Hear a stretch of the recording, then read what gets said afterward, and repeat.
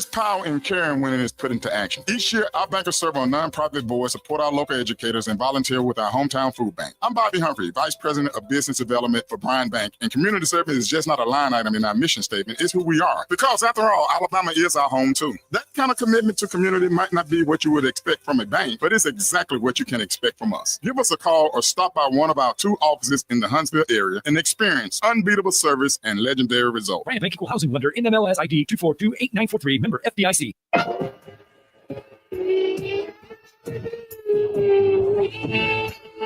you get me open?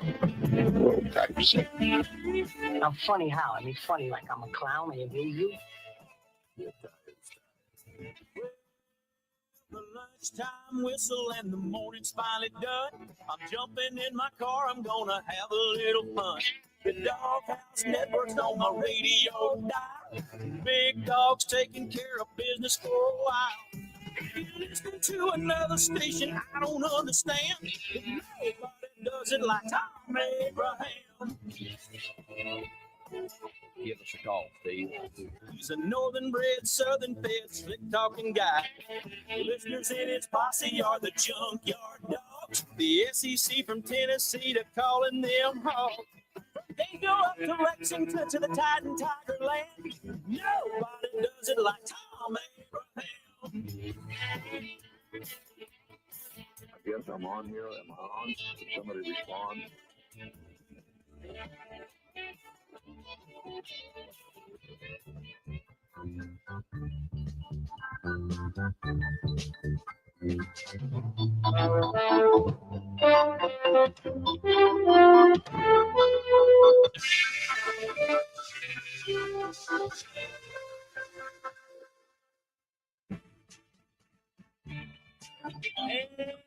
Good afternoon, everyone, and welcome to a good Football Friday in the Doghouse. The emphasis is on good today, as it is Good Friday. It's really a solemn and special day for Christians all over the world. And being that it is Football Friday on the show, you know we're going to serenade you with the football music throughout. That little ditty, which is about as good as it gets. Maybe the single greatest piece of football music ever recorded in the history of mankind, the original Monday Night Football music. We'll have football music for you throughout the show today. There is no trifecta today. The Good Friday trifecta are those 3 crosses on Calvary. There's your trifecta today, all right? But we do have plenty to get into, and we got plenty of room to get you in as well because the entire first hour of the show is wide open. This is like the old Open Lines Friday. Remember Rush Limbaugh used to do that, right? It was Open Lines Friday. Well, it's just the first hour, but it is an open line first hour of the show. So bring me your best stuff, all right? Look, I spent half the morning this morning over at the barbershop, all right, at Thom's Barbershop, getting tightened up for the Easter weekend and everything else I got going on starting today. But it's a good conversation.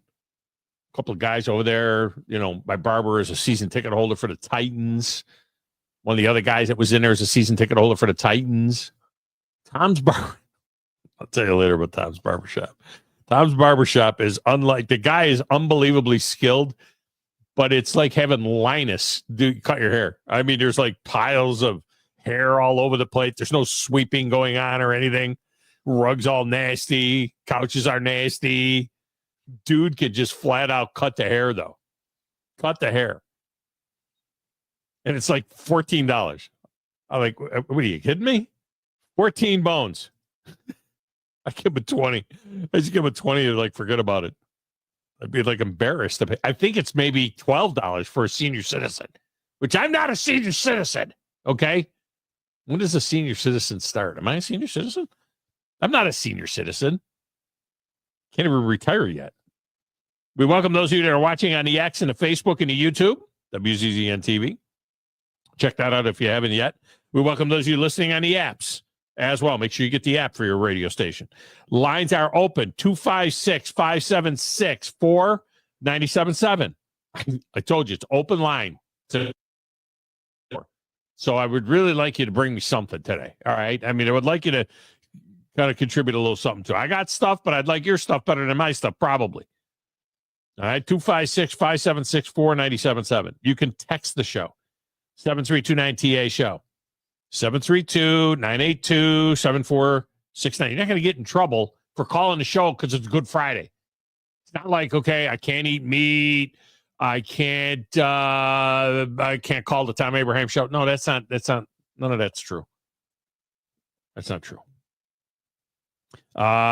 Text window 732-982-7469. It's a great way to communicate with us. My personal X feed is at Thom Abraham show. We got some great deals for you right now on Big Zone deals where you could snag some half off food or golf and stick it in, a basket on Sunday morning. If you want to get a little gift for somebody for Easter, how about sending them to Carrabba's for half price? Or how about sending them to Full Moon for half price or to Bubby's or there's a million places on there. Check them all out. Hickory Store might be sold out. I think Lawler's is sold out, but there's, just go there and shop. How about hooking them up with golf? I have a special golf deal on there that goes just to today. Special golf deal, $60 for Gunter's Landing. It's a $75 savings. $60 for two guys or gals and a cart, or a guy and a gal. There's only two things, right? There's only guys and gals, and we figured that out finally. But two people and a cart for $60 at Gunter's Landing, forget about it. You're never going to see that kind of pricing. So check that out. Today's monologue is brought to you by Woody Anderson Ford. The service department at Woody Anderson Ford is second to none. It's an award-winning service department. Yeah, they do the routine checkups for your Ford or other brands, but if you got a bigger problem, their expert service technicians are going to quickly diagnose it. They're going to use state-of-the-art tools to get it resolved. Services include all sorts of things, preventative maintenance stuff, but also things like air conditioner work, brake work, tranny work. They got a great body shop over there. They got a mobile service where they'll come to you and change your oil. It's ridiculous. They got everything. Just go to WoodyAndersonFord.com to learn more about that. After this wide open first hour of the show, Connor O'Gara from Saturday Down South will join us on the QB carousel in football. The SEC schedule is a thing as well. We need to get into that just a little bit, since this year's schedule is basically the same as last year's schedule. It's just flipped over. Of course, different people have different non-conference games, but the conference portion of the schedule, remember, this was the temporary intermediate schedule that was done to accommodate Oklahoma and Texas coming in, and the 8-game schedule until everything changes with the playoff in 2026. So hopefully in 2026, we're going to a 9-game schedule. And then hopefully at that point, the SEC will put in the permanent schedule system.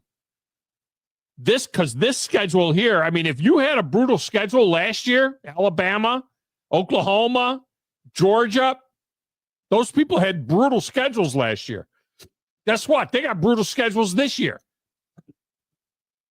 And the teams that had the easier schedules, like the UTs of the world, Texas, Tennessee, they had easy schedules. I'll be honest with you.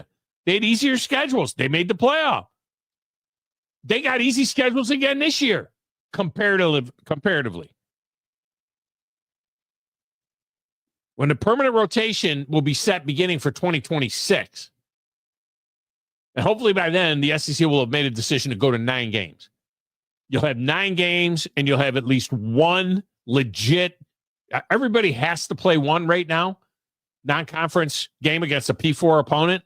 That's a rule in the SEC. You have to have at least one. You can't play 3 cupcakes.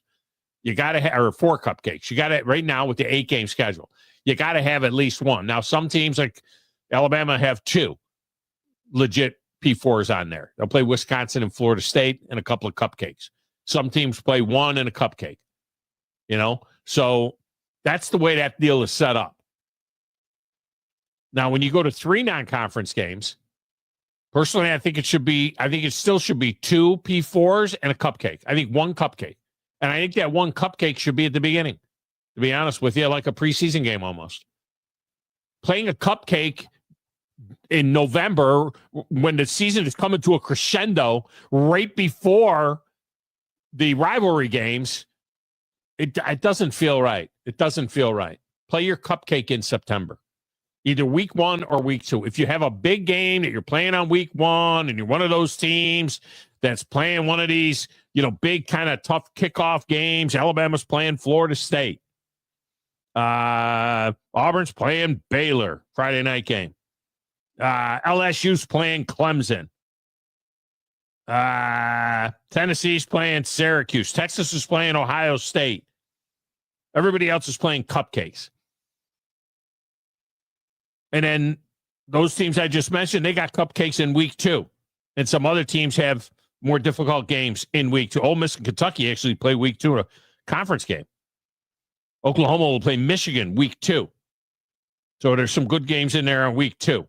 Vandy plays Virginia Tech on week 2. So at least they're playing, legit P4 teams. Do it week 1, week 2, and then forget about it. That's the way it should be. By the way, speaking of the transfer window, Ian Vachon, LSU Lynch's nephew, right? We heard all at Birmingham Southern, and then they closed the school. He transferred to Auburn. He was like the third-string kicker. I mean, how often do you get to your third-string kicker? Well, the kid, the starter, was injured at Auburn, and the kid that they ran out there couldn't kick it into the moon.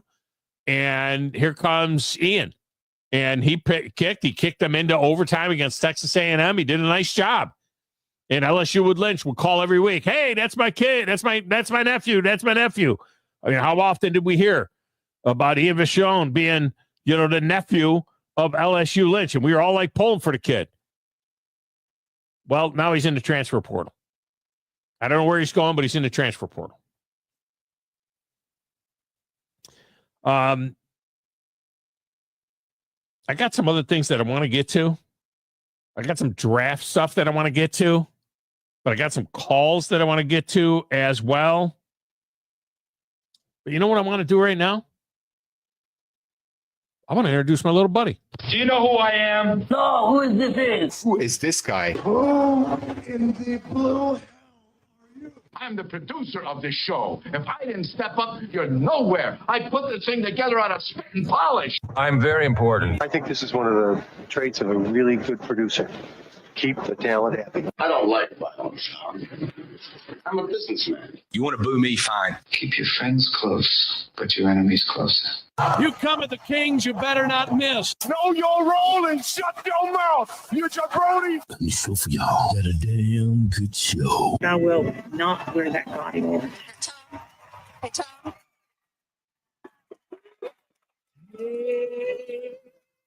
Hey, Jabber John, does it feel like it's been a long week to you? I mean, has this been a long week, or is it just me? I'm like huffing and puffing to get to the finish line over here. Oh, this seems like it's a long week because I don't think I slept last night at all. So it is. What's up with that? Well, I mean, I had UAH lacrosse last night, and it didn't end until almost like 9:30. And so I was totally wired after that. And so I just went to the house, and I think I was up until about 1 or 2 a.m. And then I think I got maybe like a 2 or 3 hour nap, and then we was back up and ready to roll. So yeah, no, today and yesterday are kind of blended in together for me. So I kind of feel you on that. I do. It is. It's been a long week. It feels like it's been a long week. And then this week and this weekend. I mean, today's a weird day for me. I got to be totally honest with you, because I want to get my hair cut. I haven't had my motorcycle out, since, I don't know, late fall, really, to be honest with you. I hadn't taken it out all winter, even though you'd have a good day here or there. My motorcycle hadn't been out. So I needed to get my hair cut. And my guy is right around the corner. But I told my wife, I said, you know what? I'm going to take the scooter. I'm going to take the bike, and I'm going to go over there. I got to run up to the bank, get cash, because my guy, cash only. He's got like a wad in his pocket. You know what I mean? He's just got a big wad of 20s in his pocket. He doesn't do that whole Apple Pay, Venmo. No. Like he doesn't have any cash, like QR codes on the door or anything. Joe, he doesn't sweep the hair on the floor, for God's sakes. How does he do to take a QR code? I'm just trying to paint a picture. I mean, I just was thinking, see how modern he was. No, not modern at all. And he's not an old guy. So I go over, so I get I jump on the Honda, and I get on the Shadow, and I run over to the bank, grab a little bit of quiche, and then run over there, get the haircut. Got to wait in line. There's like 4 or 5 guys in front of me. Sports talk radio show breaks out. You know how a barbershop is. You got no TV in there. You got no radio in there. You got nothing in there. So get the haircut, and then coming in to do the show here. Remember I told you about Craig Schmitz, my good buddy from church that dropped dead on Monday, right? From Huntsville. He's a Huntsville High class of 78. He's 3 months older than me. UAH class of 88, worked on the Arsenal as a rocket scientist. But he and I he's a deacon at the church. He was a deacon at the church, and I'm a newly elected deacon. He's a longtime deacon. And we worked together on the food ministry. He was like the captain in charge, and I was his first lieutenant on the food ministry, where we feed 700-800 people once a quarter at the church. We got one of those coming up early May.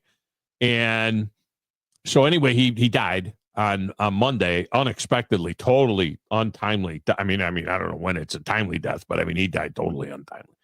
And it was just out of the blue. I mean, absolutely out of the blue. We sat together at church on Sunday night. He was dead on Monday.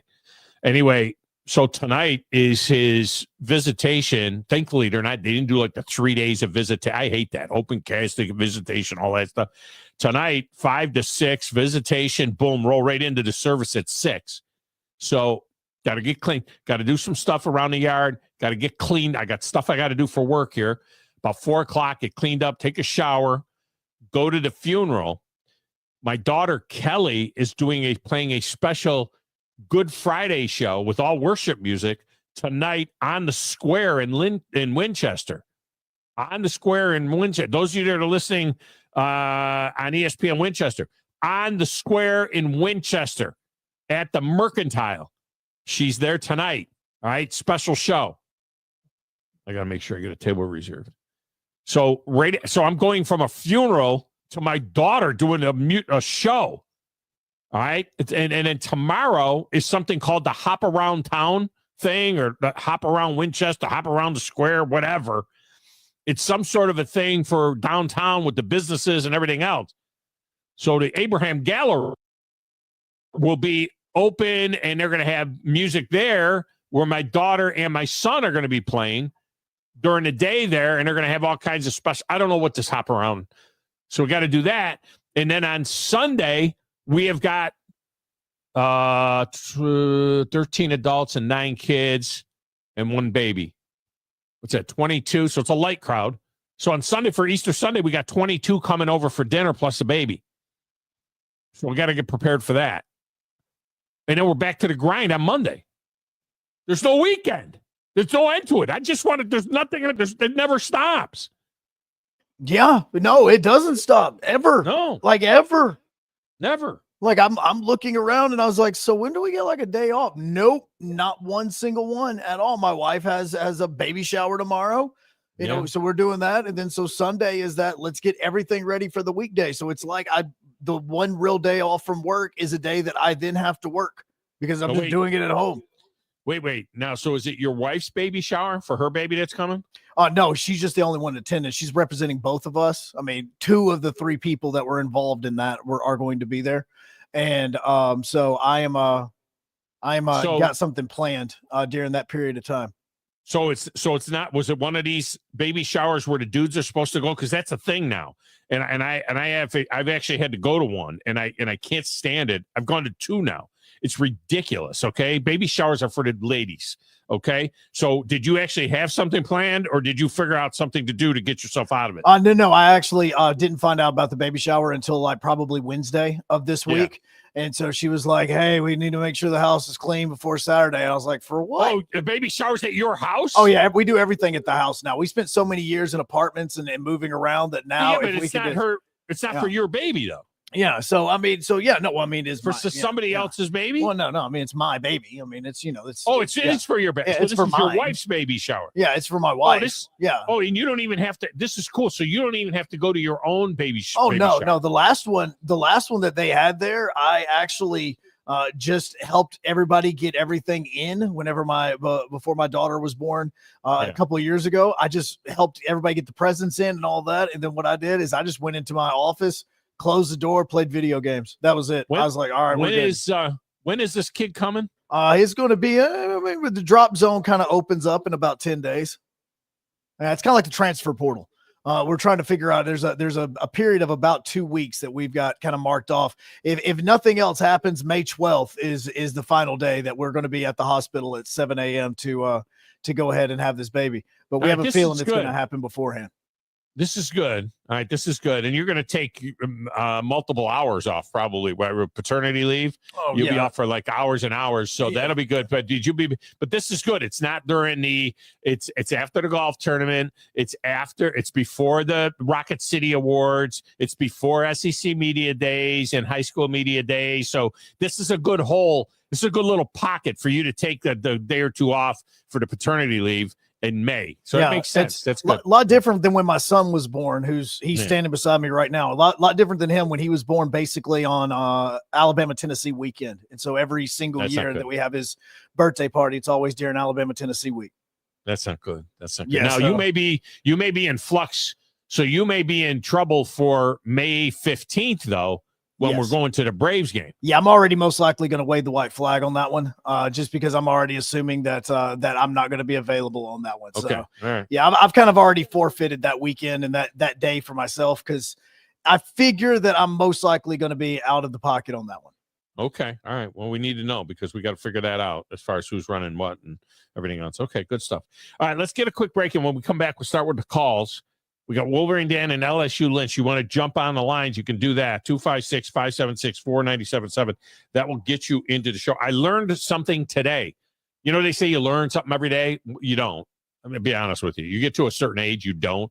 But I did today, and I will get to that as well sometime during this fine Good Friday show. All right, we'll come back. Open lines next, right here on the Thom Abraham Show.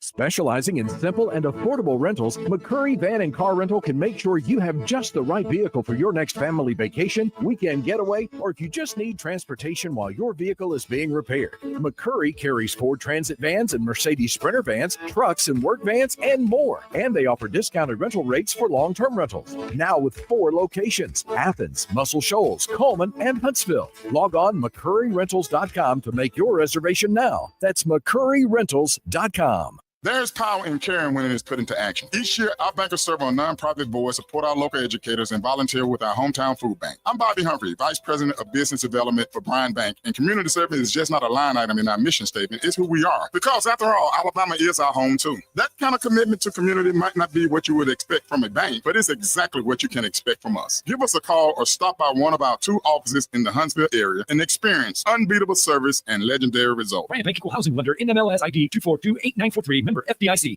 When you call most roofing companies, all you'll hear is, you need a new roof. Not when you call Fleming. At Fleming Roofing and Restoration, we're focused on your needs, whether it's an easy repair or a full roof replacement. Folks around here have trusted Fleming since 1965 for all their residential and commercial roofing needs. And as the area's storm damage experts, Fleming knows all the ins and outs of the insurance claims process. Log on FlemingHSV.com to schedule your free estimate today.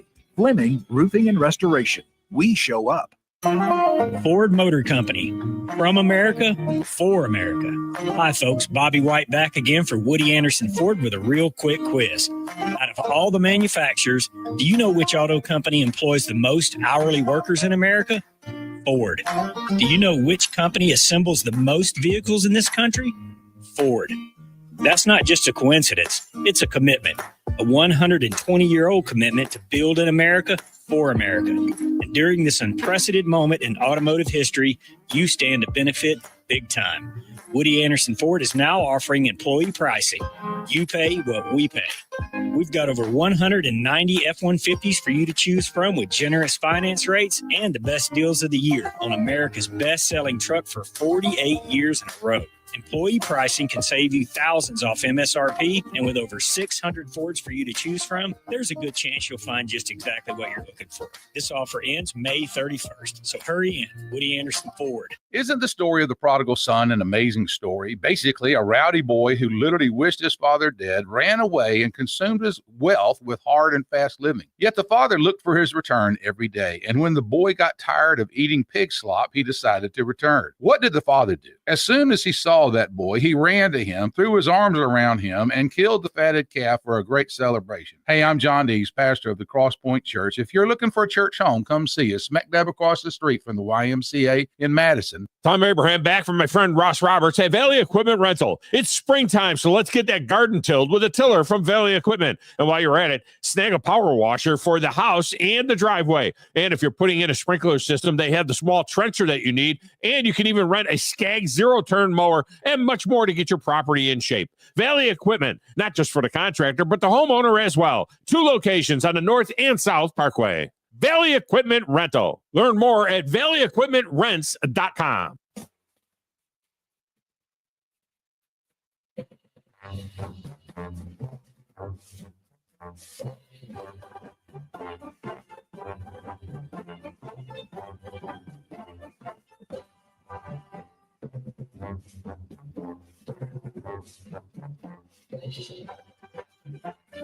Coming up on May 1st, Thursday, May 1st, which is 2 weeks from yesterday, it'll be Customer Appreciation Day at Valley Equipment. At the north location of Valley Equipment is where they'll have the customer appreciation, free barbecue for everybody, 11:30 to 1:30. So just come on by, check that out. You get the free barbecue. It's really cool. It's at Valley Equipment Rental. And when you're there, you'll be able to see everything they got, from the tillers to get your garden ready to, dozers. If you're a contractor out there and you need an excavator or a dozer, they've got those too. They got the small trenchers. If you're thinking about putting in like a system, a sprinkler system, they've got those for you as well. It's all at Valley Equipment Rental. All right, phone lines are open, 256-5764-97.7. We go straight to the lines with Wolverine Dan. Wolverine Dan, welcome to the show. How are you? Good afternoon. Good afternoon. Yeah, listen, a couple things. First off, I want to say it now so I don't forget. Happy Easter, you and your family. Have a safe Easter. Enjoy all your family. And it's great to hear you talking about you got this to do and that to do. Tom, I have 2 grandkids. Excuse me, I'm sorry. I got 4 grandkids. I've got 2 children. Tom, you got 9 kids. So here's the deal, Tom. When you retire in 2028, you ain't going to retire, my man, because what's going to happen, word gets out that Papa's retired. You know what that means? That means you be watching kids, spending time with kids, doing this with kids, that and kids. Tom, you're booked up, bro. You're not... No, you have look, you have no idea. We just got done watching 3 of them for 3 days because as my daughter went away for a few days, and we just watched 3 of them through 3 days. And then I got another daughter that's going away to like Australia or something like that. She's doing shows. Kelly is playing she's actually performing down in Australia, and she's going to be gone for like 8 or 9 days. And we're taking her kids, 3 of them, for some period of time. And then my daughter-in-law says to my wife the other day, she says, I think I want to go see my mother for Mother's Day, but you got to watch my kids. I don't even know what that means, because I would think that, my son and my son-in-law, that's the thing that I don't understand, is like one of them will go, and then we got to watch the kids. And it's like, don't they got a father? When my wife would go and travel and whatnot in the past, I watched my own kids. But yet it's like, if my daughter is going someplace and her husband's going to be home and I got to watch their kids, we got to watch their kids. Gammy watches everybody's kids. They got a father, But anyway, they work, I guess, and it's it. So it's already they're wearing us out. They're honestly wearing us out. That way, you try to stay healthy, Tom. Do the right thing, eat your take your fiber and everything. You always talk about that, but I'll tell you this: you're doing all this stuff with the grandkids and the kids, but those grandkids think the world of Papa and Gigi. Okay, all right, and it is what it is, and that right there, I'll work until I can't even move. That's anything I could do for the grandbabies, because that's all as you get older, Tom, man, the love for that grandkid that loves Papa or Gigi, there's nothing like it. There's nothing like it, Tom. Now, with that said, LSU Lynch. Yeah, but you like to be able to send them home. The whole idea of being a grandparent is that we can enjoy the kids, spoil their kids, and then send them home. And the problem is half the time they don't go home. They stay with us. Yeah, but here's the deal. You're missing out on the best part of the day with grandkids is breakfast. Papa makes a really good breakfast. And my grandkids love my breakfast. I love doing that. Now, with that said, just real quickly changing something. Hey, LSU Lynch, if you're listening, bro. Yeah, Ian Pashan, you know Mark Pashan. He played for the Channel Cats, and he's a very good friend of ours. That's how we know Ian. So it's great to keep track of Ian's career. I'm hoping he does well with this going. We'll see where he's going. Yeah, I'm interested to see where he's going in the transfer portal. Now, the question you need to ask Lynch: when you can open up that poor boy sandwich place? Yeah. Come on. Oh, It's not up to him though. It's not. I mean, he's not 100% up to him. That poor boy, you got nothing like a poor boy. Now, with that said, hey, one more thing. I got a haircut the same time you did, my man, but I paid a little more than you did. Yeah, I paid $18 for a haircut. Well, I paid 20. I mean, what do you did it cost 18? I paid with my frequent flyer card, and I get the mileage, and then I'll pay her cash and tip. You tip her on top of it. I'll pay with my flyer card, and then the difference for tip, I always put it in cash because that way they could put it in their pocket and stick the government because they're taking the money from them. Well, I hope a little no tax on tips. I hope that you threw at least a 5 for that. Yeah, I did. Oh yeah, okay, she was actually pretty good. First time manager of the store, I had no idea, and she cut it. And it's hard to find somebody to cut curly hair. And I'm going to tell you what, she did a hell of a job. I said, thank you very much. I gave you that $5 tip, no problem. But now I got a place I can go to every 6 months. I get cut. You get it cut like every month. I go every 6 months. Yeah. So I don't. I wish I got a cut every month, but I don't have time to do that. But I wish I could do that. All right. Well, you're going to have, you might not have time when you retire, Tom. Remember, you got 9 kids. You're the one that did it, okay? Yeah. That's true. Why we didn't know what was causing it. That's the deal there. Oh, yeah. You got no rhythm, Tom. I'll talk to you later. I'll see you. All right, but I got TV next week, so I usually get a cut a week before TV because, Joe, you know how it is when you get, you do your own, but, you get a haircut, and then it might not be like 100% right, like day one. You might need a couple of days for it to kind of, straighten out a little bit. So I never like it. If I'm doing TV, I don't want to get the haircut like the day before because then it could be jacked up.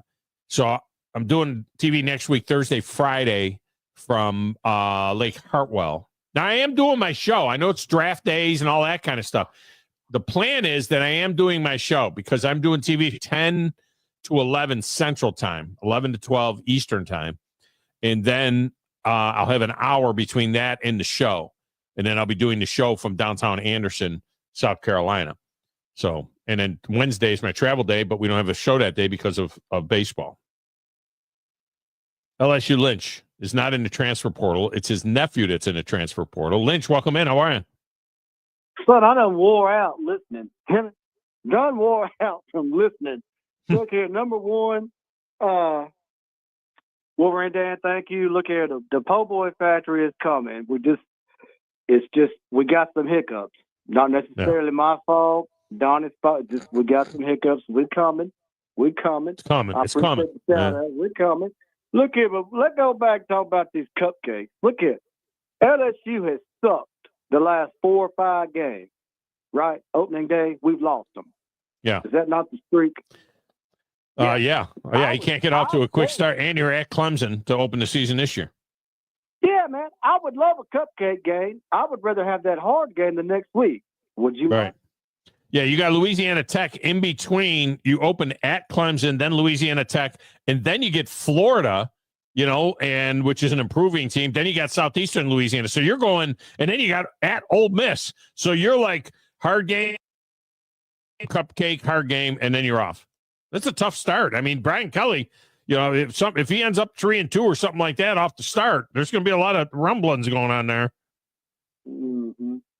And I want to say this, talking about my nephew, I got to keep that behind the closed doors, but I joked with him. I said, look here, I done talked to my brand new Regions Bank financial advisor this morning. His name is James Lancaster, Alabama graduate. He'll hook you up. I said, I got mine going right, son. So whatever he's trying, what is happening is McPherson is coming back. Yeah, there's no doubt. Yeah.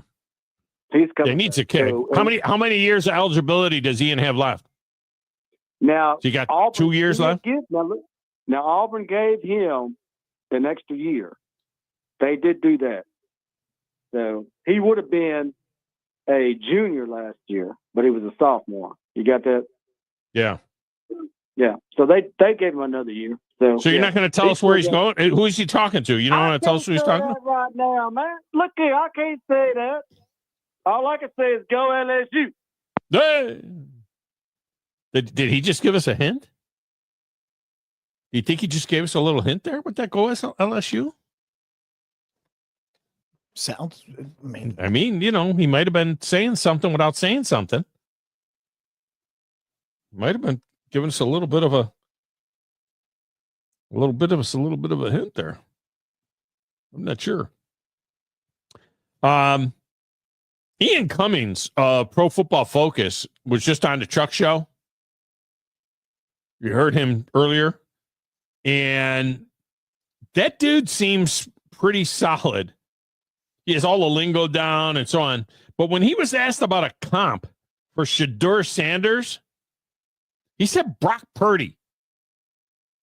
And his point is that, you know, a guy who in the right system can flourish with the right kind of players around him, that he could go in there and be a system guy and flourish for that kind of. In other words, he's not a guy that you can hitch your wagon to and say, carry us so much. He's more in a system that was structured, you know, he would do well. And everybody and their brother now has him going to Pittsburgh at 21. I'm having a hard time thinking that Shedeur Sanders is going to last to 21 just because of the buzz. Will he fall that far? But if he goes to Mike Tomlin and to Pittsburgh with the receivers that they have there, as long as that, I mean, they got divas, but as long as they're not, you know, they don't wear the kid out, you know, that might actually be a pretty substantial place for him. That might be a good place for him. But to say that the comp for Shedeur Sanders is Brock Purdy, wasn't Brock Purdy the last pick in the draft a few years ago? Wasn't he Mr. Irrelevant? Wasn't he like the 324th pick overall in the draft? So the comp that you're using for a guy that's going to be a first-round pick in the NFL draft that his daddy thinks should be the number 1 overall pick, if not the number 2 overall pick, is Brock Purdy, the guy who was picked last at the bottom of the bottom of the barrel. I'm not sure what the message is there. And there are plenty of NFL teams that do not have Shedeur Sanders at a first-round grade on Shedeur Sanders. But it only takes one to draft him first. And I don't know that Pittsburgh will pass on him at 21. Maybe not. But Mike Tomlin to be the coach, and a lot of respect there between the Sanders family and Tomlin. And they've got the good receivers. They got a solid running game. They need to work on their offensive line some. That wouldn't be the worst place in the world, probably, for Shedeur Sanders. And then twice a year, Travis Hunter can pick him off playing for the Cleveland Browns. He can intercept Shedeur Sanders. But when I think about, like, is there a Brock Purdy type guy in this draft? All right. I wonder if that guy is like Kyle McCord, who probably won't last beyond the 3rd round, let's just say. Or Dylan Gabriel, or Will Howard. Now, I'm not saying it just because they're white dudes. I mean, they already compared Shedeur Sanders to Brock Purdy. And Shedeur Sanders is not the most mobile guy in the world. He's not a running quarterback. He's not Cam Ward, and he's definitely not Jalen Milroe. Jalen Milroe is who was it? The GM of the Browns, Andrew Berry, he said the day Jalen Milroe enters the NFL, he becomes the fastest quarterback in the NFL. He says that Jalen Milroe is faster than Lamar Jackson. That's what he said. And he ran like a 4.3 something.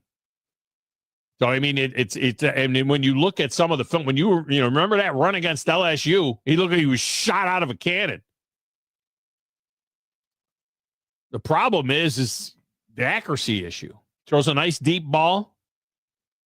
Cleveland doesn't have anybody to go deep and get that ball for all the people that are putting him at the top of the second round with the Browns. But Travis Hunter could be. About Jalen Milroe to Travis Hunter.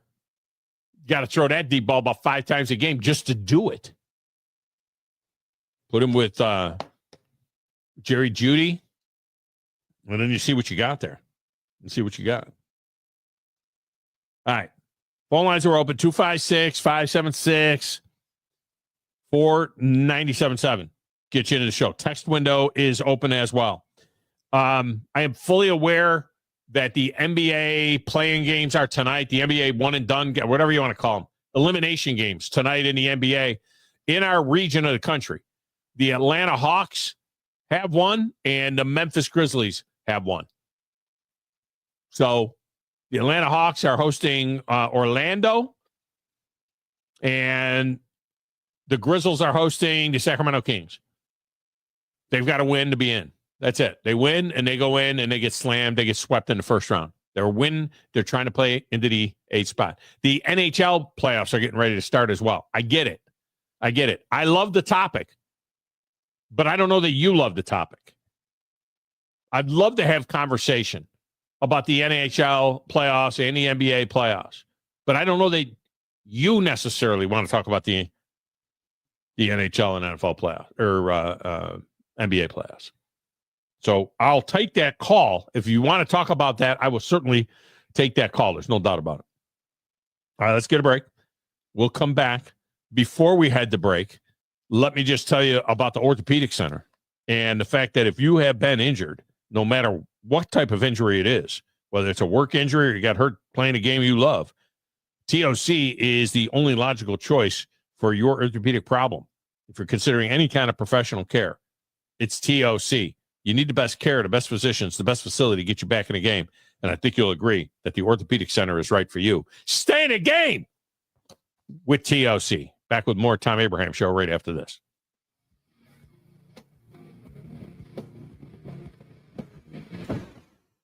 You're listening to the Thom Abraham Show with Joe Hunk on 97.7 ESPN The Zone.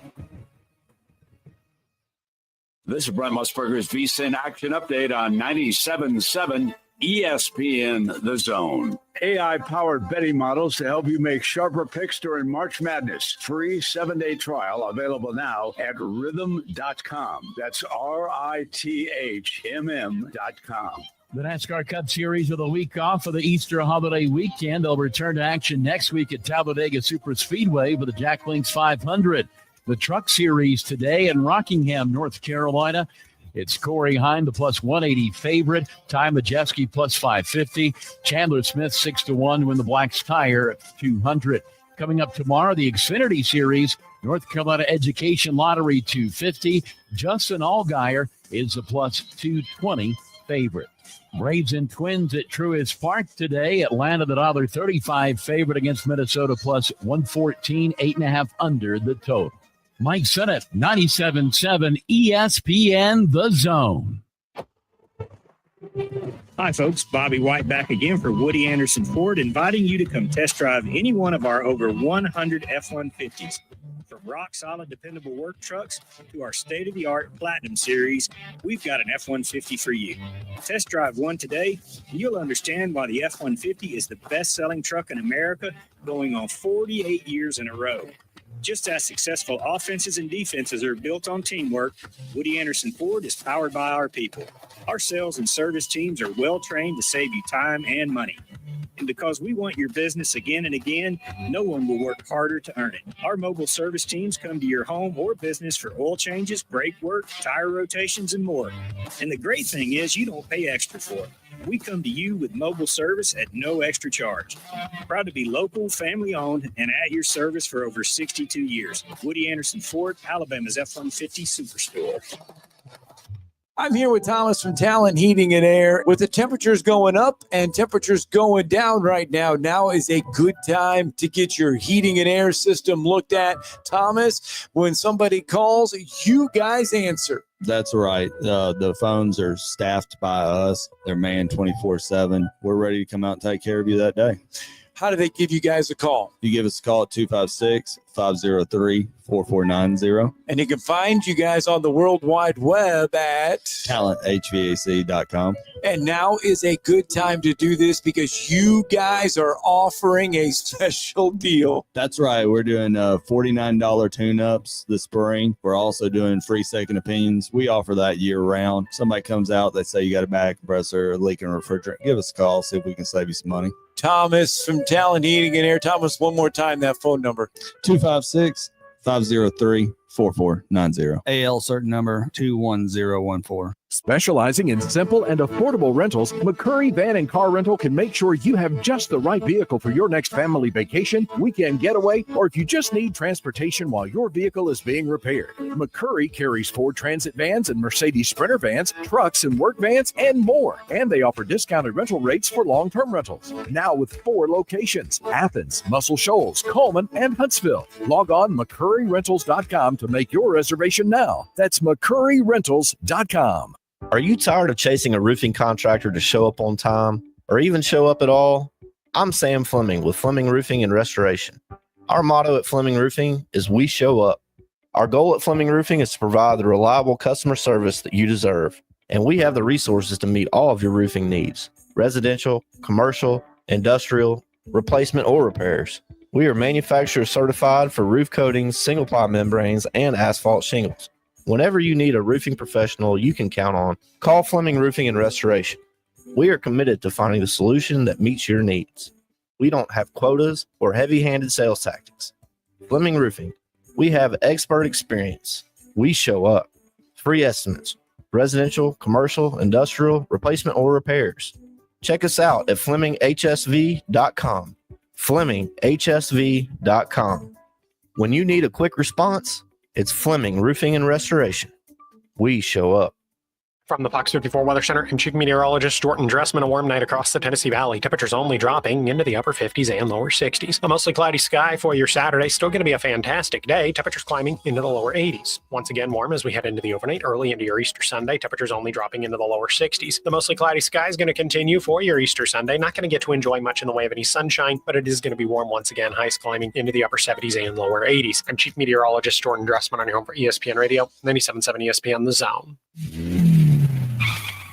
The Drive with Wes Neighbors and Steve Moulton. Listen weekday afternoon starting at 5 on 97.7 ESPN The Zone.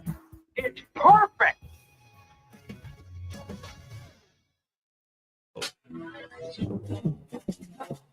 All right, here we go. 3.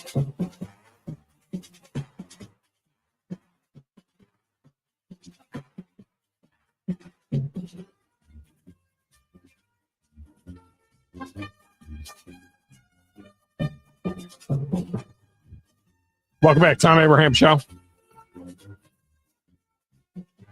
Segment of the show is brought to you by Mike Owen and his team at Owen Home Appliance Center, where this spring you can bloom into savings at Owen Home Appliance Center with a new shipment of scratch and dent items at the Somerville location, like a side-by-side refrigerator with water and ice, $6.99.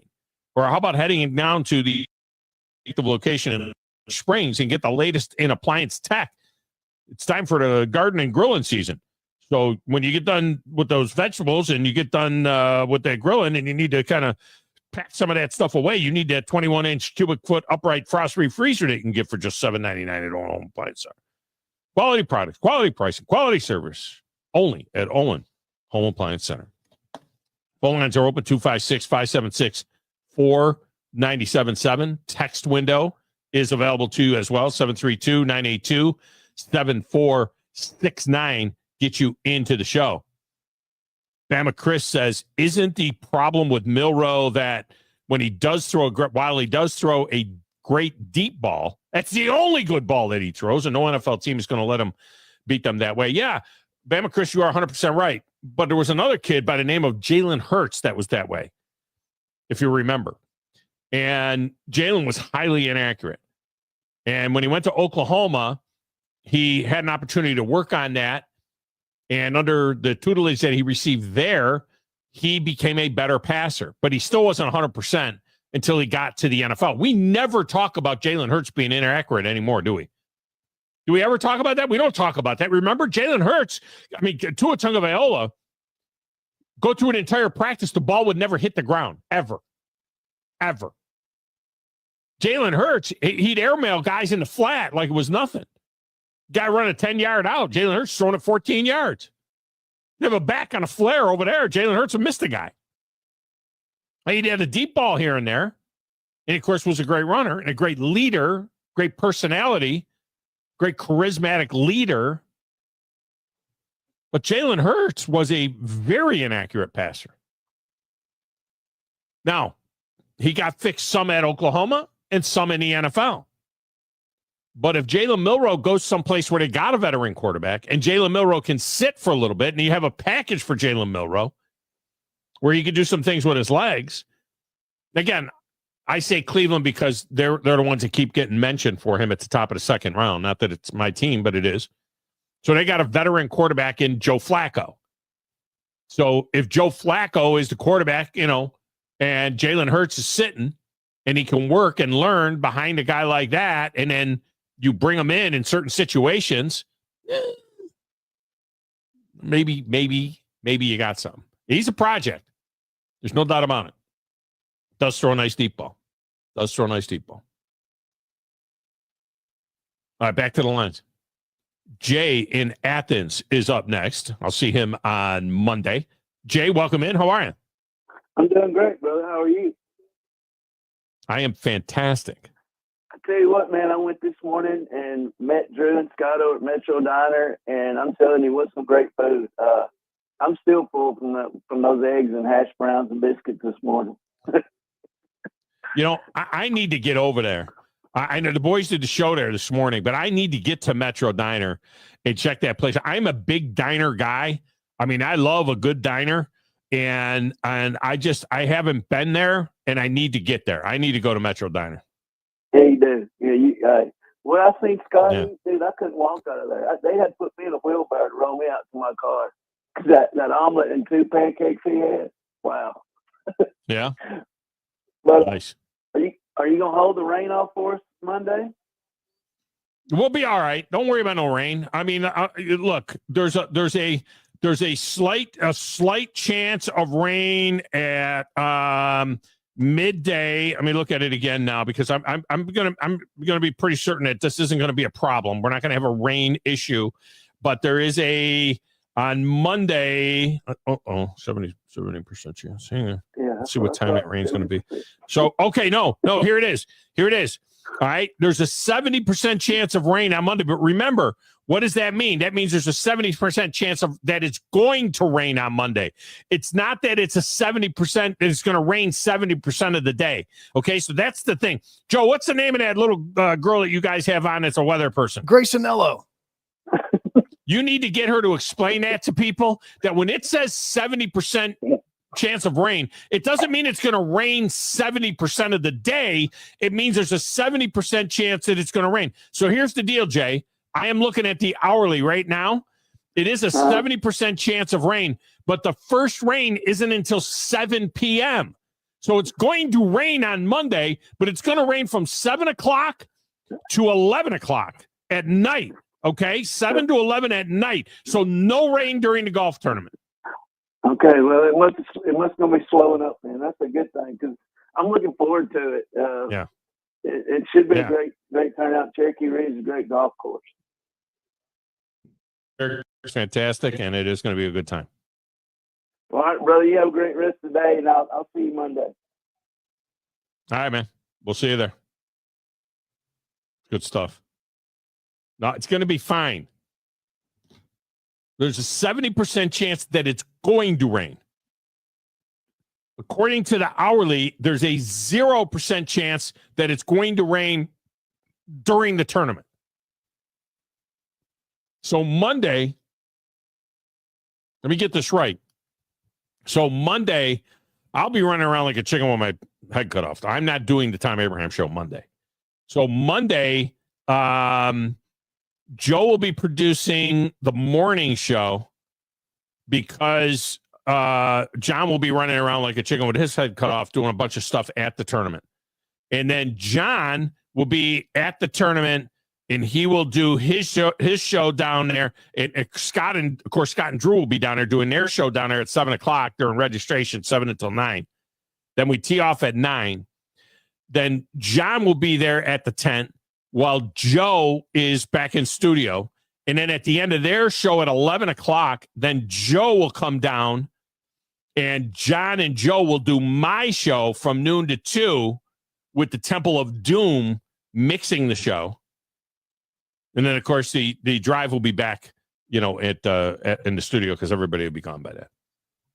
Did I get it right, Joe? I think I got it right. Yeah, I mean, that's the plan you came up with, yeah. That's the plan I came up with. Well, I gave you guys a chance to veto or make other suggestions, but it pretty much, we rolled with that. So that'll be good. It was really the only way to go, but it is what it is. All right. Hour number 1's in a hopper. We will come back with a final Good Friday hour next. Connor O'Gara in hour number 2, but we're still open lines at the top of the hour. If you want to jump on board, you can do that right here on the Thom Abraham Show.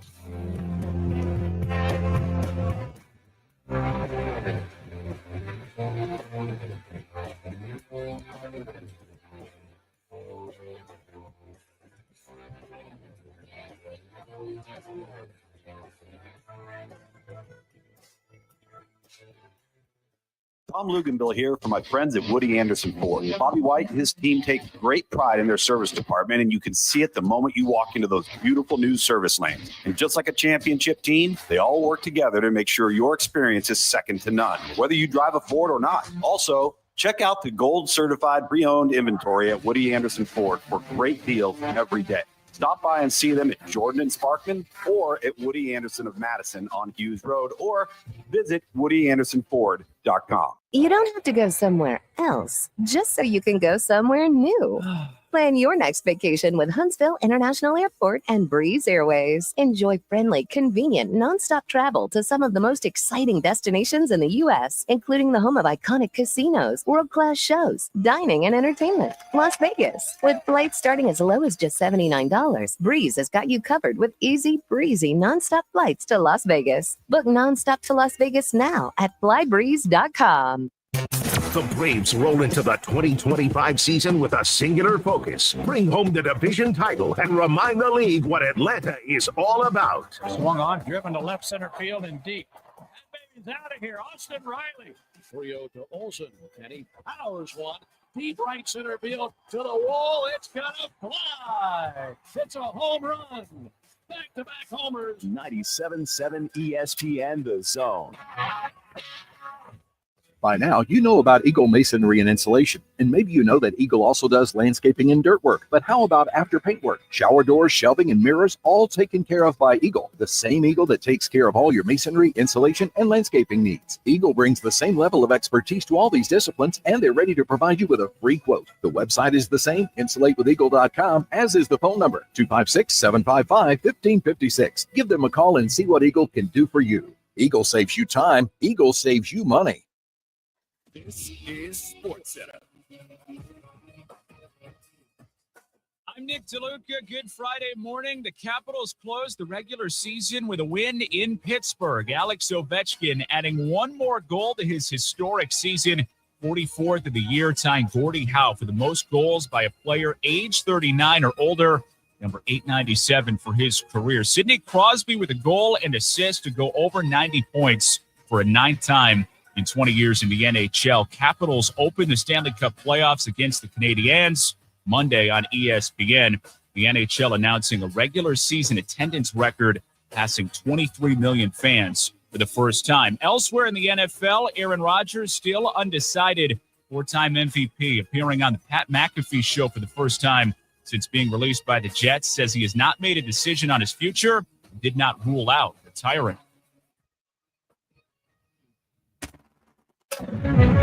WCZN, Union Grove, Huntsville, Alabama. 97.7 ESPN, The Zone.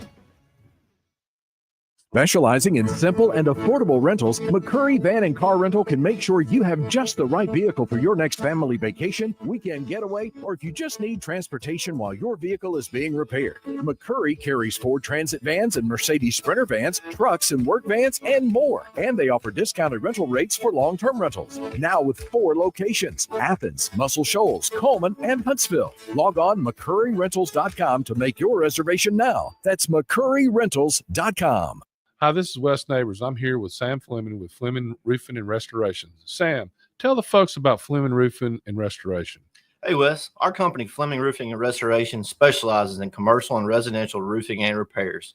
I'm a 5th-generation Huntsvillian, and our family's been doing construction business in Huntsville area since 1965. Sam, what kind of roofs does Fleming Roofing and Restoration do? Our guys are skilled enough. We can come out and address any kind of leaks or issues you might have on your commercial, on your metal roofing, on your shingles. We can do anything, and we can offer you a solution to repair.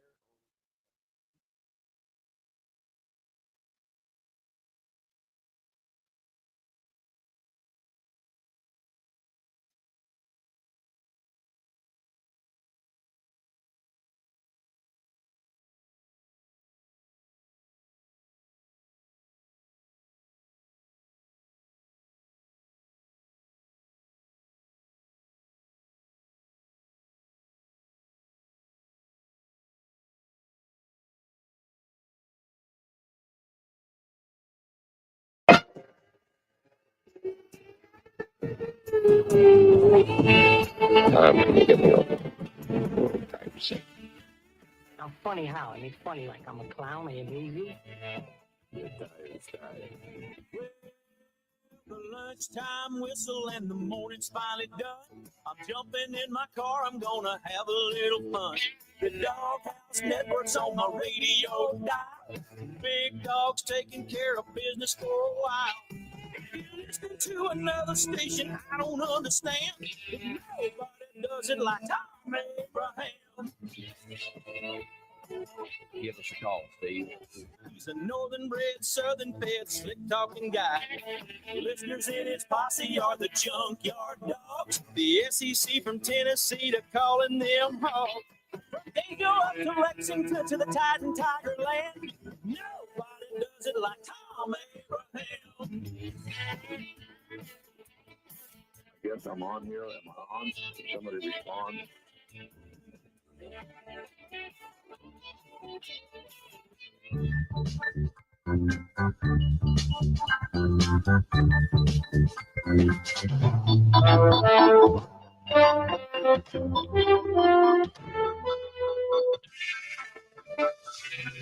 Oh, yeah.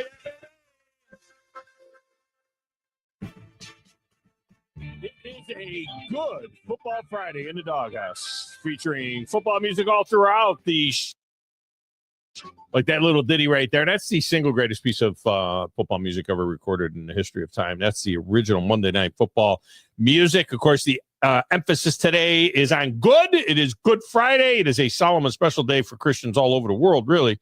But it is Football Friday as well on the show. So we're serenading you with football music throughout the show. It's always Football Friday in the Doghouse. We got no trifecta for you today, all right? The trifecta is the 3 crosses on Calvary. That's your Friday trifecta. It's your Good Friday trifecta today, all right? There's no trifecta today. And we said that we do those intermittently once we are outside of the, outside of the football season. Now, we've got coming up for you a little bit later on in this hour, Connor O'Gara from Saturday Down South. He'll be joining us in a little bit. We welcome those of you that are watching on X and a Facebook and a YouTube as well. And check that out if you haven't yet. We welcome all you listening on the apps. And your phone lines are open in this segment of the show. So if you want to jump on board, you can do it right now, 256-576-4977 to get you in. You can also text the show, 732-9TA-SHOW, 732-982-7469. My personal X feed, of course, is at Thom Abraham Show. We're welcoming in a new audience listening in Nashville on 95.9 and then Murfreesboro on 107.9 on 560 AM as well. It's WNSR in Music City. Our flagship station is 97.7 The Zone in Huntsville. We're also on WCDT in Winchester. That's 1340 on the AM dial and 106.9 FM. Jumpin' Joe Hunk is mixing the show for me as well. And as I said, Connor O'Gara coming up in the next segment of the show. We'll talk QB carousel with him in college football, talk about the SEC schedule as well, and the fact that these schedules this year are pretty much the same as the schedules last year. They're just flipped home and away. And these were the these were the intermediate temporary schedules that were set for when Oklahoma and Texas came in. And it was still an 8-game schedule and a 12-game playoff and so on.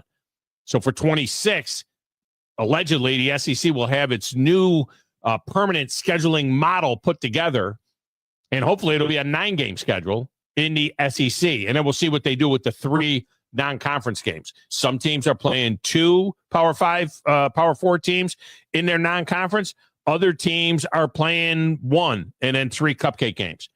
So that's the way that all shapes up. But if you had a tough schedule last year, like Alabama and Georgia, then you got a tough schedule this year.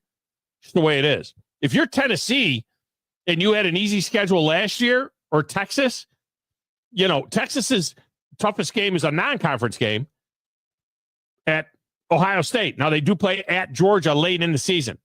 But when you look at the Texas Longhorns, loaded for bear as it is, I mean, they've got the game against Oklahoma, Red River Shootout. They do go to Gainesville. Shouldn't be too bad for them there. The game at Ohio State is tough, and the game at Georgia is tough. They got like a 3-game season. Tennessee, their only Power 4 non-conference game is against Syracuse. Syracuse is not going to push them. Syracuse was decent last year. We're a 10-win team last year. Kyle McCord's gone. Syracuse isn't going to do anything with Tennessee. I don't care who they roll out at quarterback. But then they got, ETSU, UAB, and New Mexico State in their non-conference. They got Georgia at home. They got Alabama on the road. Pretty much it. Go to Florida late. That Florida game is November 22nd. Go to Florida late. So even with the quarterback situation, you've got that. Now, speaking of quarterbacks looking to transfer, we told you the story earlier in the week of Jaden Rashada. This was the kid that was originally committed to Miami for $8 million and then Florida for $12 million. He never went to either. Now he's suing Florida and so on. He ends up at Arizona State, threw a ball around a little bit, threw about 400 yards worth of passes and 4 touchdowns and 3 interceptions. Then he went to Georgia, and now he left Georgia, and now he's back in the transfer portal. Can't transfer in the SEC. So, if you're thinking, well, hey, Tennessee, why don't you go get that kid? Or, hey, Tennessee, why don't you get one of those guys from Alabama if they don't win the starting job? Go get Austin Mack. There's been a lot of talk about Austin Mack. Is he in the mix for Tennessee? Well, if he wants to sit out a year, sure. That doesn't help Tennessee coming up against Syracuse in August. That ain't going to help them on August 30th of this year. Same thing with Jaden Rashada. I don't think Jaden Rashada would be eligible. I'll double check with Connor O'Gara. I mean, because he went into the transfer portal in January, but I don't think he could transfer to an SEC school now. But it doesn't matter. Nobody's interested in him. UConn and Tulane said, nah, we're good. Western Kentucky. This is the people he's talking to. Jaden Rashada. Western Kentucky, maybe. FAU and South Alabama are considered the front runners now. FAU and South Alabama. That's what we're looking at for Jaden Rashada. The biggest names out there a couple of years ago. Just like that. All right. There is an old saying out there that you learn something new every day. Joe Hunk is 40 now. He's about to have another child. Well, his wife's about to have another child. Joe's done his part. He's done. Joe, at 40, do you feel like you learn something every day? Because that's the saying, but I'm not sure it's 100% true. Yeah, I watch documentaries every single day, read books every single day. Like I'm constantly learning every single day. Yeah. So you think you learned something like new, like something happens and you're like, hey, I didn't know that. Yeah. And then a little bit of information, something like that, even if it's just about a team or something along those lines. Yeah. Yeah. No, I absolutely do. So I've been bouncing around this earth now for 64 years. And to be honest with you, I got to be totally honest with you. There's like a lot of times when a day goes by, I don't learn anything. There is. I mean, there's time when, you say you learn something new every day. Well, then maybe, but a lot of days go by and I say, well, maybe I didn't learn anything. I get that. Nothing new today. The whole day will go by. Well, nothing new today, but not today. This day here today, I learned something I never knew. In 1961, something called the Sports Broadcasting Act was legislated. Joe, have you ever heard of the Sports Broadcasting Act? No, that one I do not know about. You're going to learn something right here with me. I learned this earlier today. In 1961, the Sports Broadcasting Act was enacted, and in exchange for a broadcast antitrust exemption for a requirement to avoid broadcasting games on Friday night or Saturday from the second weekend in September through the second weekend in December. Now, the leagues, this was an NFL thing, right? The NFL wanted to negotiate as one entity with the TV broadcasters instead of having, because the NFL teams are all owned individually. It's not a single entity league. It's not arena football or something like that. It's not a single entity thing. Each team is owned individually, but they wanted to collectively negotiate with CBS at the time as one entity. And so that's a monopoly, right? So to get that antitrust exemption, what the government said is, okay, we do that, but from the second Friday in September to the second Saturday in December, you cannot play a game. So we're sitting here and we're saying, well, wait a minute. For the second year in a row, the NFL is going to play in Brazil on Friday night. Well, they're able to play that game on Friday night because it's the first Friday of September, like they did last year in Brazil. It's the first Friday in December. They can play on Friday night in Brazil, even though the high school these seasons in these parts open like 2 weeks before that on Fridays. Some places it'll be, the 22nd? Some places it'll be the 29th of August. But back then in 1961, high schools played after Labor Day, and colleges were all done by the second Saturday of December. So you say, well, what about the Black Friday game that the NFL is now playing the day after Thanksgiving? They played that Black Friday game. They added a Friday game after Thanksgiving. Well, that game is scheduled in the afternoon. They don't play on Black Friday night. It's scheduled in the afternoon. It has to conclude by 6 p.m. Eastern time. So that game has been scheduled for 2 o'clock Eastern time, so that the game is over by 6 o'clock because they can't play on Good Friday night or on Black Friday night. And this is why the NFL doesn't play on Saturdays until after the college regular season is over. It's not like they're being magnanimous. It's not like the NFL is saying, well, we're not going to play on Friday or Saturday in October, November, September because we don't want to hurt high school football and college football. It's against the law. They can't play then. And this is why the NFL always plays late season, beginning mid-December. Boom, here comes the Saturday NFL games. Because college football's regular season is over. Now, college football, because of the playoff, college football has now moved in to that third Saturday in December. But the NFL didn't care. Last year, there was NFL games right on top of the playoff games. I had no idea. Because you know what? If they could, the NFL, just like what they did to Christmas Day, they just crushed the NBA on Christmas Day, even though the NBA still had big numbers. It was nothing compared to the NFL. If the NFL could, they would play every Friday night of the season. See, college doesn't have that restriction. Do you remember, Joe, several years ago when college started putting together a Friday night schedule? There were a lot of people that were upset with college football. They're like, what are you doing? Absolutely. Can Friday nights, right? Remember that? They were like, come on. Friday nights for high school football. Don't do this. They didn't care. But, Joe, did you know it was a law that the NFL cannot play on a Friday night or a Saturday night or a Saturday from the second week of September to the second week of December? I knew that. I thought it was like an agreement like that they had made with the NCAA or something. Like, I didn't know that it was an actual law. Like, I knew that there was an agreement there. I just didn't know that we're literally talking about breaking the law. It's a law. You can't do it. Otherwise, the NFL would do it. They don't care. They would do it. So I didn't know that. There you go. So learn something today. Very fired up about that. All right, we'll get a break. When we come back, Connor O'Gara is in, and we will talk to him about numerous college football topics, including the quarterback carousel and what's going on. Get his take on what's going on at Alabama with that three-headed monster that appears that Ty Simpson is in front of. We'll ask him what's going on with Tennessee, who's going to be the quarterback there.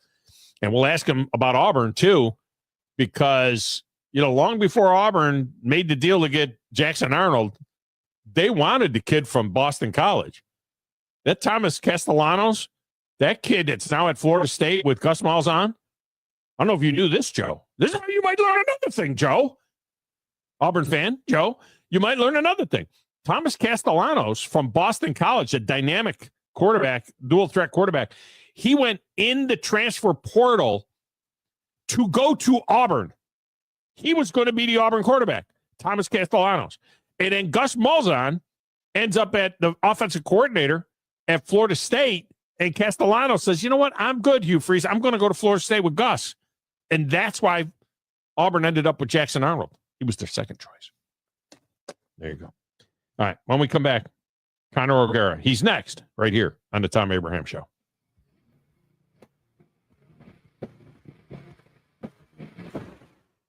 You're listening to the Thom Abraham Show with Joe Hunk on 97.7 ESPN The Zone.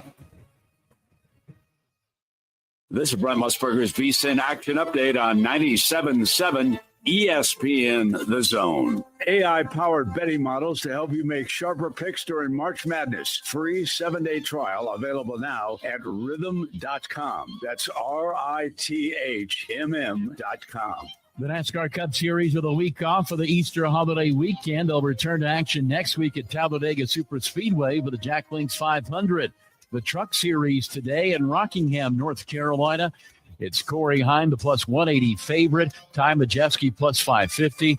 Chandler Smith, 6-1 to win the Black's Tire at 200. Coming up tomorrow, the Xfinity Series, North Carolina Education Lottery, 250. Justin Allgaier is the plus 220 favorite. Braves and Twins at Truist Park today. Atlanta, the $1.35 favorite against Minnesota, plus 114, 8.5 under the total. Mike Sennett, 97.7 ESPN The Zone. The sound of the organ. The crack of the bat. It is gone. The sight of watching the ball go over the wall. And the taste of peanuts and Cracker Jacks. There's nothing like it. Play ball! It's America's pastime. From the first pitch to the final out, you can hear every game right here on your home for Alabama baseball. Your home of the Alabama Crimson Tide is 97.7 ESPN The Zone. Eagle Masonry and Insulation. It's right there in the name. Eagle is your one-stop shop for block, stone, or brickwork, monument signs, and outdoor kitchens and fireplaces. Eagle also offers the finest craftsmanship and insulation, including fiberglass or spray foam insulation, and of course, insulation removal. Philip Love and his team have years of experience, bringing the region the best in masonry and insulation services. For more information and a quote, visit insulatewitheagle.com or call 256-755-1556. Eagle saves you time. Eagle saves you money. SportsMed is the official team physicians of the Rocket City Trash Pandas. And if the pros trust SportsMed, you can too. SportsMed provides every service you might need for complete orthopedic care, specializing in orthopedic surgery, sports medicine, joint replacement, spine surgery, neurosurgery, and podiatry. And they offer their own brace shop, in-house full-body MRI, physical therapy, walk-in clinic, and so much more. 4 locations and on the web at sportsmedalabama.com. I'm here with Thomas from Talent Heating and Air. With the temperatures going up and temperatures going down right now, now is a good time to get your heating and air system looked at. Thomas, when somebody calls, you guys answer. That's right. The phones are staffed by us. They're manned 24/7. We're ready to come out and take care of you that day. How do they give you guys a call? You give us a call at 256-503-4490. And you can find you guys on the World Wide Web at talenthvac.com. And now is a good time to do this because you guys are offering a special deal. That's right. We're doing $49 tune-ups this spring. We're also doing free second opinions. We offer that year-round. Somebody comes out, they say you got a bad compressor, leaking refrigerant. Give us a call, see if we can save you some money. Thomas from Talent Heating and Air. Thomas, one more time, that phone number. 256-503-4490. AL certain number 21014. Here in North Alabama, barbecue is a part of what makes our home so special, and great barbecue from Lawler's makes it just that much better. Since 1978, Lawler's has been serving up their delicious barbecued pork, ribs, chicken, ham, and turkey for generations of family get-togethers. Recognized as the best barbecue joint in Alabama for 2 years in a row, Lawler's is thrilled to share their award-winning barbecue for your next family meal or catered event. Order online or stop by any one of their 14 area locations. Lawler's Barbecue, cooked slow, served fast. Thom Luganville here for my friends at Woody Anderson Ford. Bobby White and his team take great pride in their service department, and you can see it the moment you walk into those beautiful new service lanes. And just like a championship team, they all work together to make sure your experience is second to none, whether you drive a Ford or not. Also, check out the gold certified pre-owned inventory at Woody Anderson Ford for great deals every day. Stop by and see them at Jordan and Sparkman or at Woody Anderson of Madison on Hughes Road, or visit WoodyAndersonFord.com. From the Fox 54 Weather Center, I'm Chief Meteorologist Stuart Dressman. Not a bad Friday. We're looking at a partly sunny sky. It's going to be quite warm. Temperatures well above average. Highs climbing into the lower 80s, dropping into the upper 50s, lower 60s. More cloud cover Saturday afternoon. We're looking at a mostly cloudy sky, but again, it is going to be warm. Temperatures climbing into the lower 80s, dropping into the low 60s. Easter Sunday actually looks like it's going to be quite nice. Now, we're not going to get to enjoy a ton of sunshine. Once again, looking at a mostly cloudy sky, but it is going to be warm. Temperatures climbing into the upper 70s and lower 80s. I'm Chief Meteorologist Stuart Dressman on your home for ESPN Radio, 97.7 ESPN The Zone.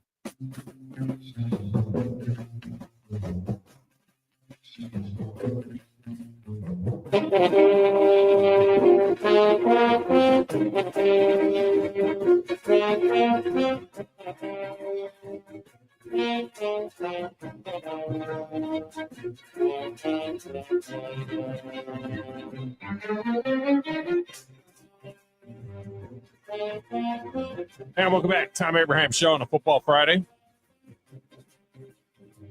Glad that you are with us.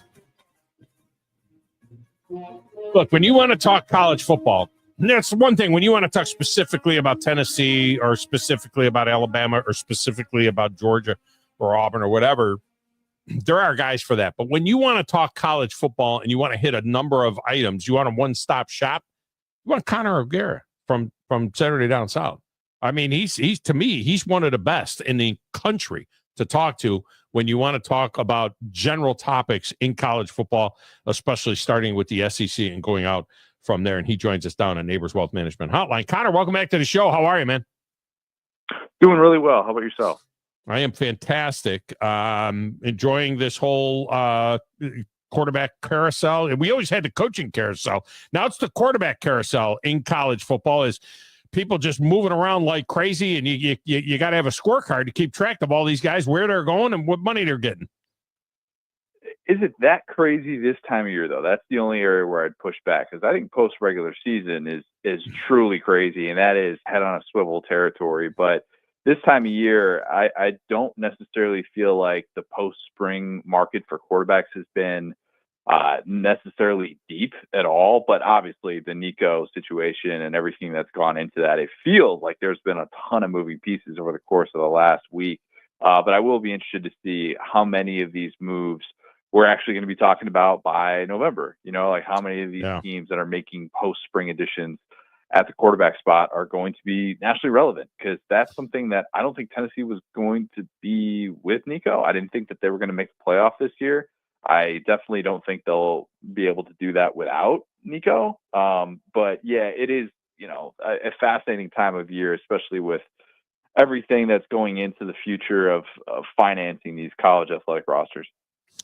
Why did you think they would not be a playoff team this year? Basically the same schedule as last year. Syracuse is the only P4 non-conference on their schedule, and that they're not going to push them.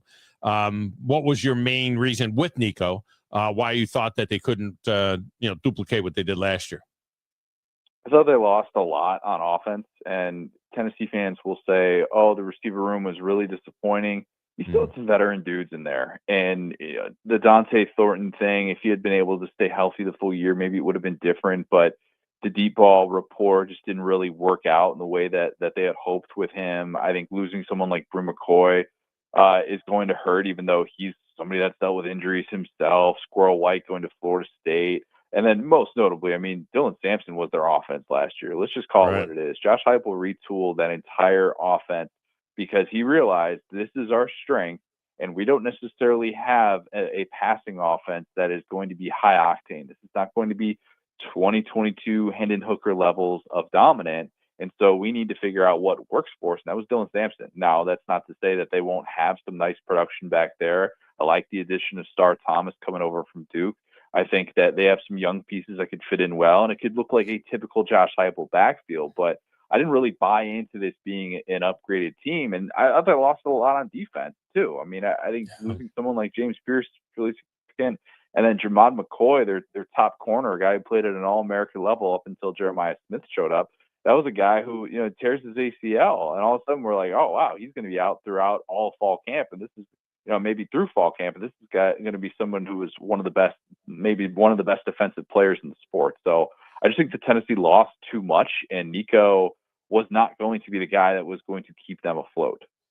Yeah, and when Nico says, this second narrative that came out, well, it's about the offense. Okay, I get that there was a retooled offense. I get there was more of an emphasis on the running game. To me, it looked more actually like a pro offense than some of the past offenses did. But, when you look at Josh Heupel's history with quarterbacks, especially at the college level, and what he was able to do, not only with Hendon Hooker, but even with Joe Milton, made him look like a different guy than what we thought in the past. Of course, he had Dylan Gabriel at UCF and others.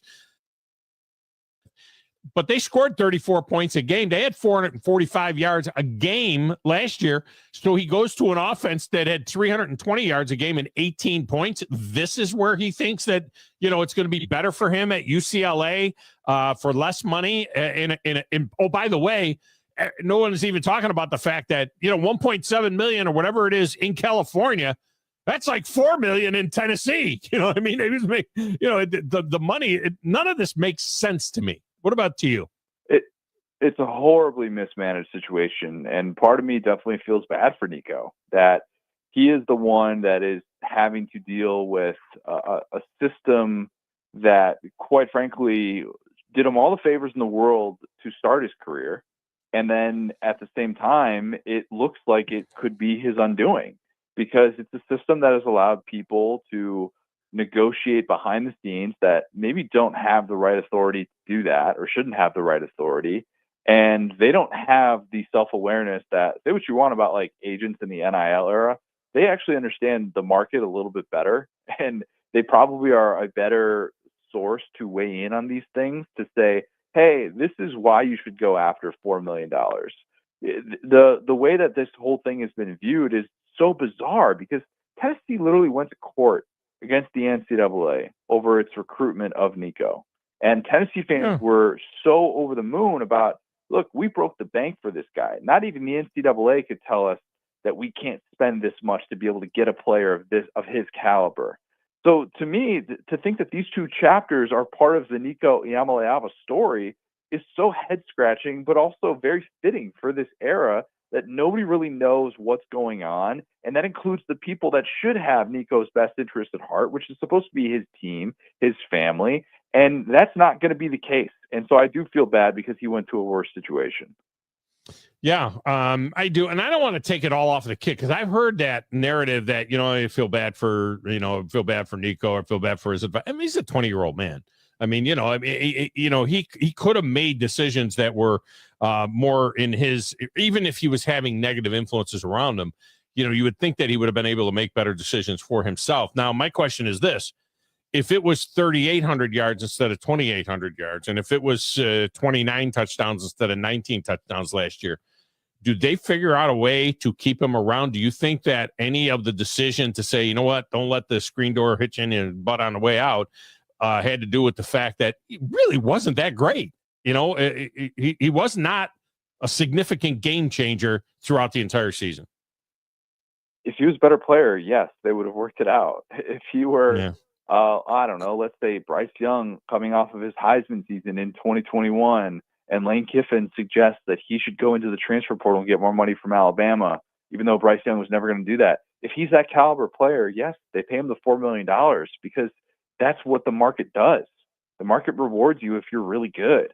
And if your biggest argument for Nico is, well, he was really good because he led them to their first playoff berth, all right, so let's just pretend that nothing else matters in football. Let's just pretend that the running back that you're handing the ball off to, your offensive line, your defense that's holding teams when you can't score a point in the first quarter or in the first half of these games, like you did for 3 consecutive games, and you still won 2 of those because your defense bailed you out. Let's just pretend these things don't matter. Let's not talk about anything else. Let's not talk about how there were 27 quarterbacks in the SEC that had a big-time throw under pressure, according to Pro Football Focus, and Nico Iamaleava wasn't one of them.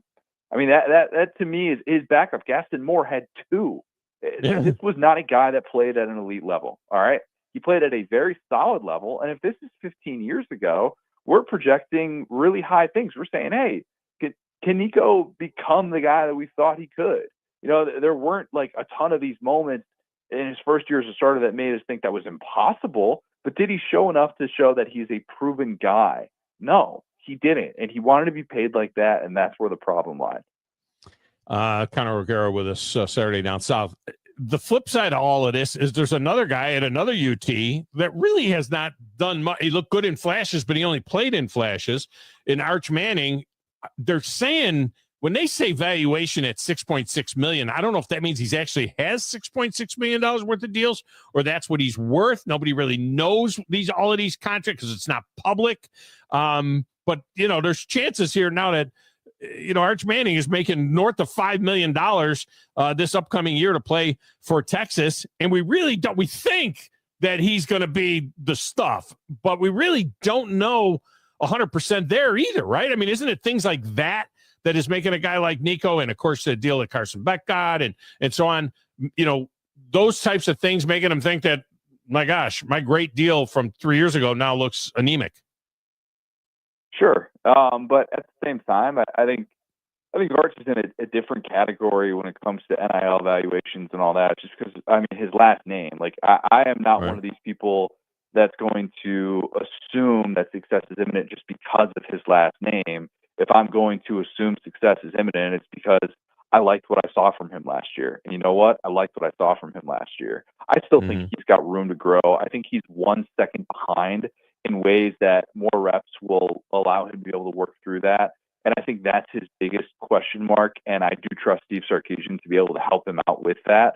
And I do think, though, that if we're looking at it just strictly from the NIL and saying, well, this guy's getting this much, it's like, well, he's part of a family that had three different ancestors go through the SEC and become historically great quarterbacks. Right. I don't think that has anything to do with NIL. You're just not paying attention. And with all due respect to the Iamaleava last name, you're still trying to build that up. Okay, so like that's a different discussion. If we're sitting here talking about who would I rather have for the 2025 season, I don't think anybody in the world is saying give me Nico ahead of Arch Manning. I just don't. And that's based on what we saw from Arch last year. And I thought it was telling that Texas, even after the games that he wasn't starting in anymore, was still putting him in there in critical spots and fourth down in big time games when Texas is trying to get to the SEC championship and trying to win playoff games. To me, that just shows you the trust that they have in him. And on top of what we already saw from him as the starter in a very limited sample size, albeit against lesser competition. And then the cautionary tale and all of this type of stuff has got to be the Jaden Rashada story. I mean, this is just, I mean, this kid now, I don't even know what he's down to. Committed to Miami, $8 million, jumps to Florida for $12 million, never gets that. Goes to Arizona State, throws for like 475 yards and 4 touchdowns and 3 interceptions. Goes to Georgia, can't get on the field. Now it seems like, who knows where he's going to go. It looks like South Alabama, Tulane is passed on him. It's amazing what this kid who was so highly sought of just 2 years ago and what he's picking through now. And I don't think that you have to explain it to me. He went into the transfer portal in January, but he still would be under that SEC rule, right? He can't go to Tennessee, right? Even if they wanted him, I don't know if they would, but he would have to sit out if he went to Tennessee because he would be transferring in after spring ball. Is that correct? Or is he in a different category because he went into the portal in January? He went into the portal in January, so I believe that that puts him in a different category. I think he would be allowed to stay within the SEC. I'd be stunned if Tennessee decided that's the guy that they want to add to their quarterback room. Not to pretend like the pickings are particularly deep, because they're not, and there are a lot of Tennessee fans that push back on an initial list that I came out with the other day saying, why would they want to take a chance on these guys, blah, blah, blah. It's like, right. Well, you're not poaching power conference starters at a high level. That's not the way that this works. Power conference starters don't want to leave their current situation to learn an entirely new offense, very specific offense, might I add, that Josh Heupel runs with Joey Halsley at the play calling duties. And they're not going to all of a sudden be able to get someone for like $2 million that's a proven starter at the power conference level. In my opinion, that guy doesn't exist. It just doesn't. So to me, yeah, this whole deal about like who they're going to be able to recruit is fascinating. But I would push back on someone like Jaden Rashad at a place like Tennessee. One of the names that I threw out there was CJ Carr, who I was thinking he was going to be in a battle with Steve Angeli at Notre Dame. And now we find out coming out of the spring game, Angeli's the one that's entering the portal, and all of a sudden CJ Carr looks like he's going to be in line for the starting job at Notre Dame. And so that's the connection. Is Tennessee going to get him? Is Purdue going to get Steve Angeli? We'll kind of wait and see how that plays out. But yeah, it's not a good time to be looking for a quarterback. No. That's the moral of the story. And I've seen people mentioning, whoever the odd man out is at Alabama, because it doesn't seem like, if Keelan Russell, Ty Simpson, who, as we know, would be the starting quarterback if they were playing tomorrow. Of course, they're not playing tomorrow, but that's what Ryan Grubb said anyway. But if Keelan Russell is the guy that seems to be the one that is the chosen next one, or the one that could push this year, who knows? It could turn into a Jalen Hurts, type of scenario where he ends up emerging early in his freshman year. That means Austin Mack possibly is an odd man out, but Austin Mack would have to sit out. I mean, I've seen people say, well, Tennessee should, make that offer, throw that money at Austin Mack and get him in there, but it out, and then they already have a top recruit coming in 2026. I don't know that Austin Mack wants to hang around and take a shot at being the Tennessee quarterback in 2026 and battling with some hotshot freshmen then. Yeah, I would like Austin Mack. I would like Austin Mack at Tennessee, but I would like it paired with a grad transfer. I would like it pair him with a guy that's got 1 year of eligibility, knowing that Austin Mack is going to sit this year. Because think about it, from Austin Mack's standpoint, he's not starting anywhere in 2025. Like that market is not there for him to be a starter. And if you go to a place like Tennessee, all of a sudden, and you take that redshirt year, you get a year to learn this offense that Josh Heupel runs. Again, very specific offense that is quarterback friendly, but it takes time to be able to master these concepts. That's why Nico wasn't the starter as a true freshman, and Joe Milton was the guy that was supposed to bridge the gap between Nico and Hendon Hooker. If you give Austin Mack that time, that runway, all of a sudden he's in a quarterback room where he is the guy that's been in college the longest. Now, what's fascinating about him, Austin Mack is still 18 years old. Isn't that so weird to think about? I mean, he turned 19. That's right. He went early. Yeah. Yeah, right. But he's one of these guys that he's still that football young and he needs reps. I would love to see a guy like that end up in that situation in Tennessee, even though that's more of a long-term play. And yeah, you've got Faison, the kid that's coming in 2026. It's not ideal to have true freshman starters in the SEC. So I would push back on the notion that, you can't do that because then you've got the true freshmen coming in. I would say worry about what you can do this year and try and set yourself up with a 2-year plan And that's what you can do with this portal window. Conor O'Gara with us here talking about a number of things quarterback wise. I want to talk about, well, first of all, on the Alabama situation, as we said about the Ty Simpson, it feels like Ty Simpson, a lot of people want to look at Ty Simpson and say, does he have a Mac Jones year in him? Could that be that kind of a guy? Doesn't feel like he's a guy that's going to be a dynamic playmaker, hit your wagon to Ty Simpson, and he's going to lead you to things. It just seems like he's the most ready to go. It seems like the dynamic guy would be one of those other two guys behind him. But if they're going away from Ty Simpson, that means that something has gone wrong early in the season, right? So I would think for an Alabama fan, if they want Ty Simpson to play and start 12 games, that means it's going well. Yeah, and maybe this isn't the dynamic that Alabama fans would like to necessarily harness, but I think if you're looking at it from the Florida 2024 standpoint, that might be a little bit more realistic. If you are feeling like, all right, our quarterback situation, we're all right with Florida was all right last year with Graham Mertz as the starter. He had the experience in the system. You didn't feel like that was an area where you were going to be hurt. But what's really important is that you want your true freshman, your 5-star coming in to look the part. And you would ideally like to be able to have him get reps. And then by the end of the season, maybe it is his time to take over. And, that can happen for one reason or another. At Florida, it happened because of injury. But I think there is a certain level of promise that you'd like to see out of your 5-star true freshman. If Russell's going to be the future of this program, then you would ideally like to get some signs of it this year. At the same time, is Ty Simpson someone who I expect to set the world on fire? Not yet. I don't think that's realistic for him, just because if he was going to do that, I think it would have already happened. He's had his opportunities. I think Jalen Milroe was clearly far better than him last year. Otherwise, we would have seen more of Ty Simpson. Simple as that. So I think he's going to end up being the starter. I think he's going to be able to hold on to that starting job. And I love the addition of Ryan Grubb to pair with Kalen DeBoer and to maximize his abilities. But I think seeing Russell emerge and seeing those flashes this year is going to be really important for Alabama.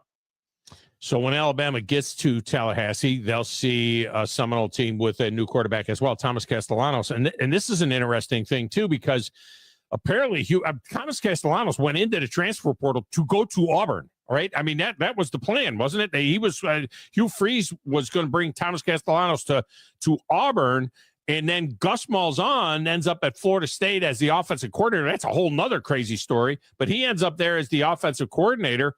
Castellanos says, no, I'm going with Gus.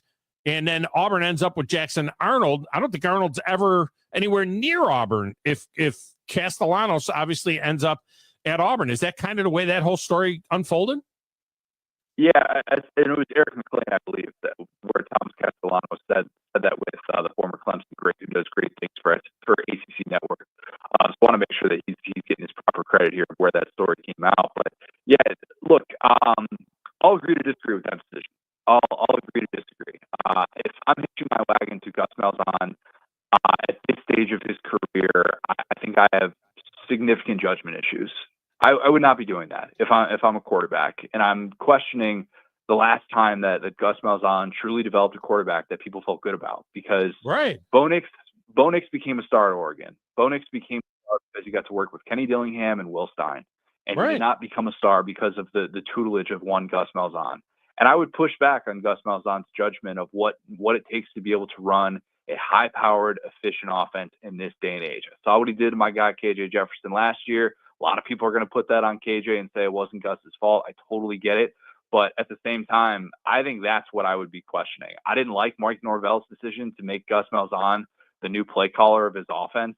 I think that's going to have some head-scratching results at the end of the day. So, yeah, I think honestly, as much as I have kind of been low on Auburn so far throughout the Hugh Freeze era, I do think that Thomas Castellanos would have walked into a better situation in Auburn than Florida State. No, it makes perfect sense. I mean, it was, when Gus Malzahn, the last quarterback that he did anything with was a defensive back from Georgia, right? I mean, that was the last time that he was able to do anything, with a quarterback. He was more of a quarterback killer than a quarterback whisperer. And I haven't spent a lot of time thinking about it. You're there in Orlando or in Central Florida area, I think.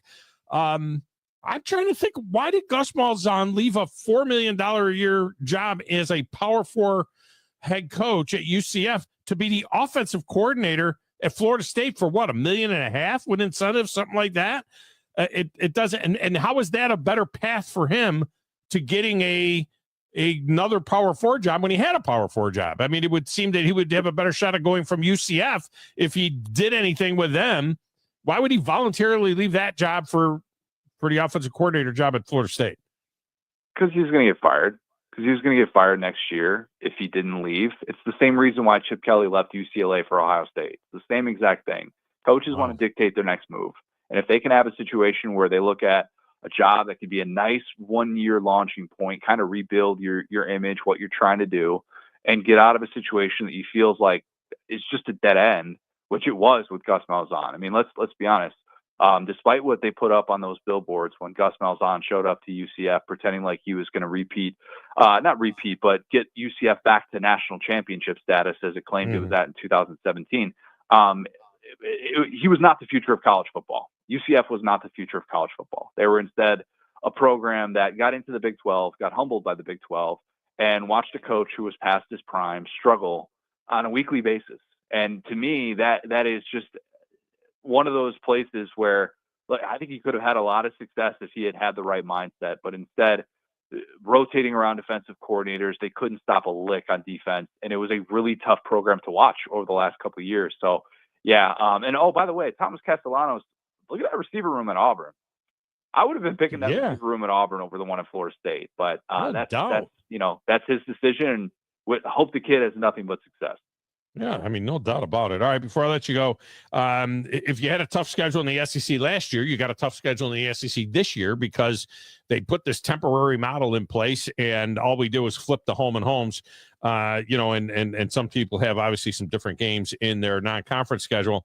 I don't know when they're going to announce how they're going to go forward with a permanent scheduling model, but it's supposed to be different starting in 2026. Do you think we finally get the 9-game SEC schedule and get something that has a little bit more balance? Because those teams like Georgia and Alabama and Oklahoma that had brutal schedules last year had brutal schedules this year, and the ones like Tennessee and Texas who had dodged some bullets in their schedule have the same scenario again this year.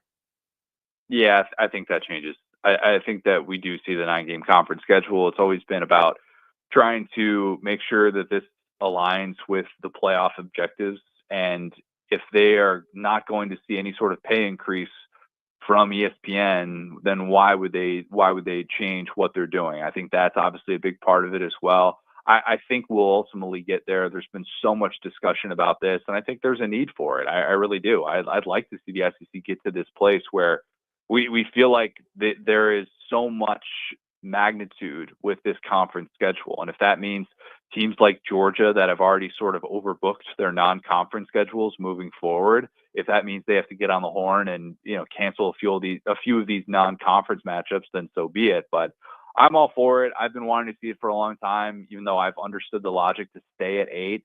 I think now with this expectation that we're going to get to another expanded playoff in 2026, I think that's when this will line up, and having those auto bids locked in, I think that's going to make a bit more sense for the SEC. I just hope they cancel cupcakes and not cancel, a good game that they've got on the schedule. The teams, especially the teams that have a couple of them, there's only a few.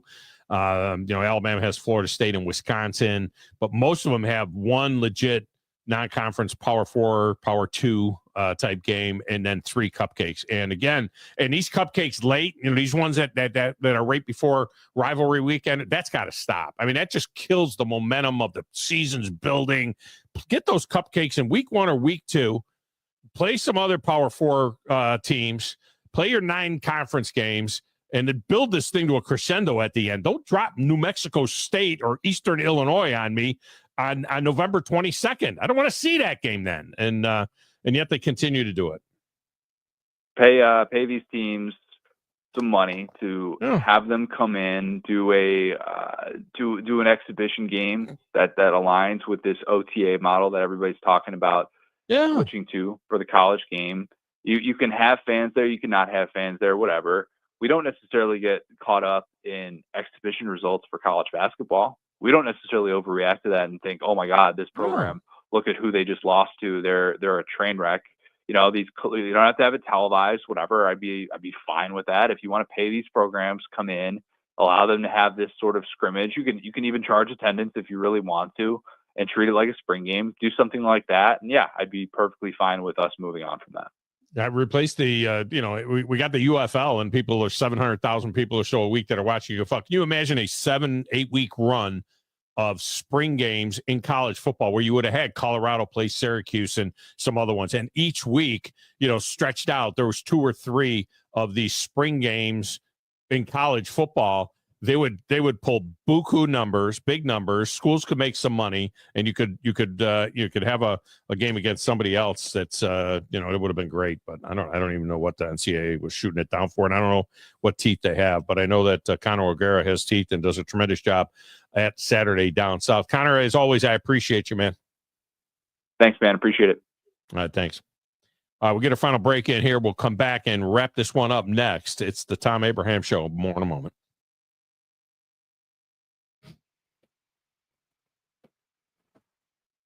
You're listening to the Thom Abraham Show with Joe Hunk on 97.7 ESPN The Zone.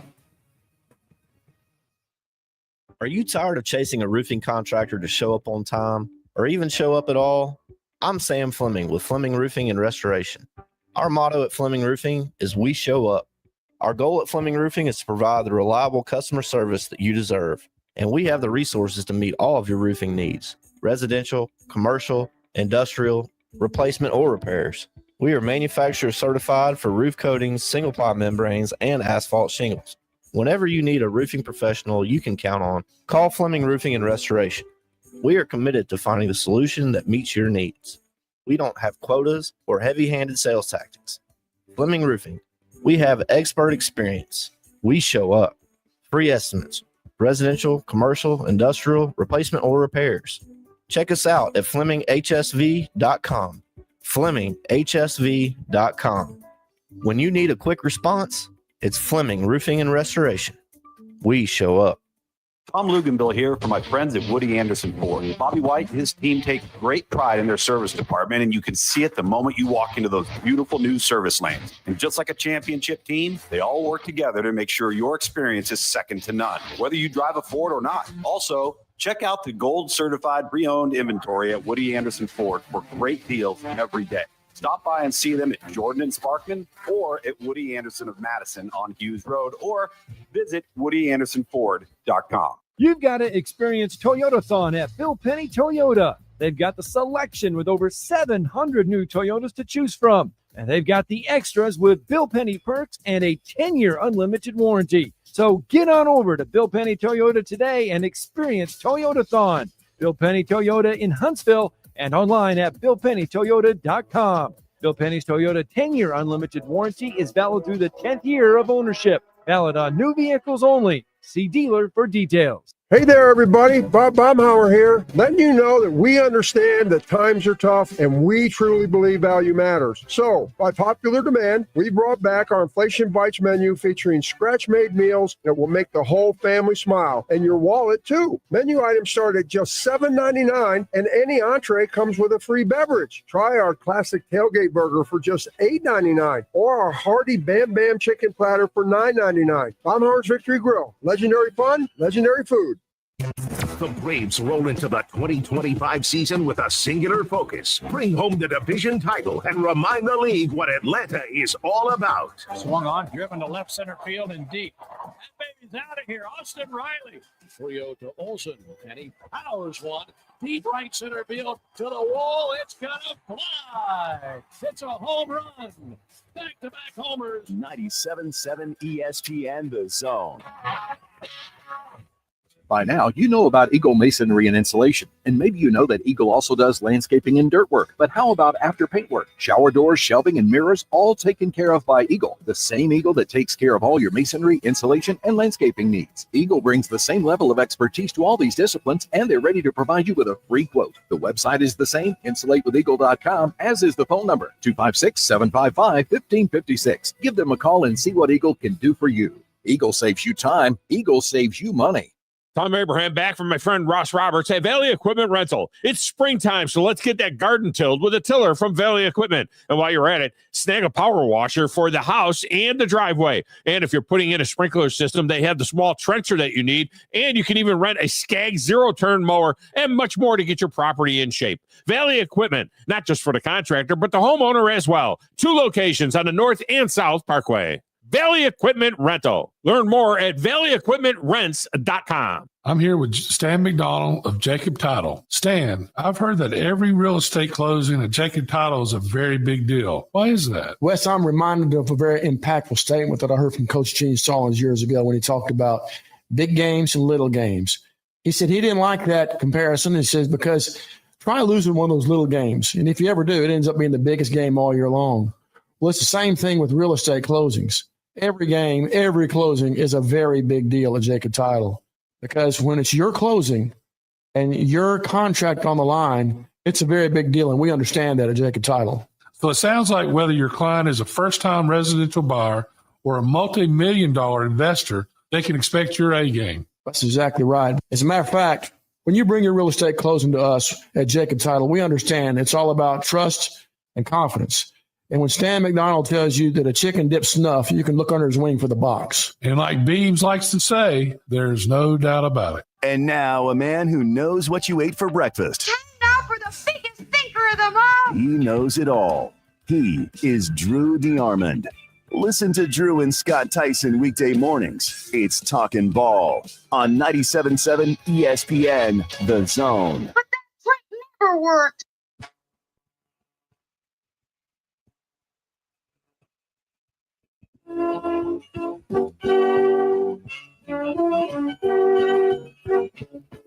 Now, welcome back, Thom Abraham Show. Wrapping up a good football Friday.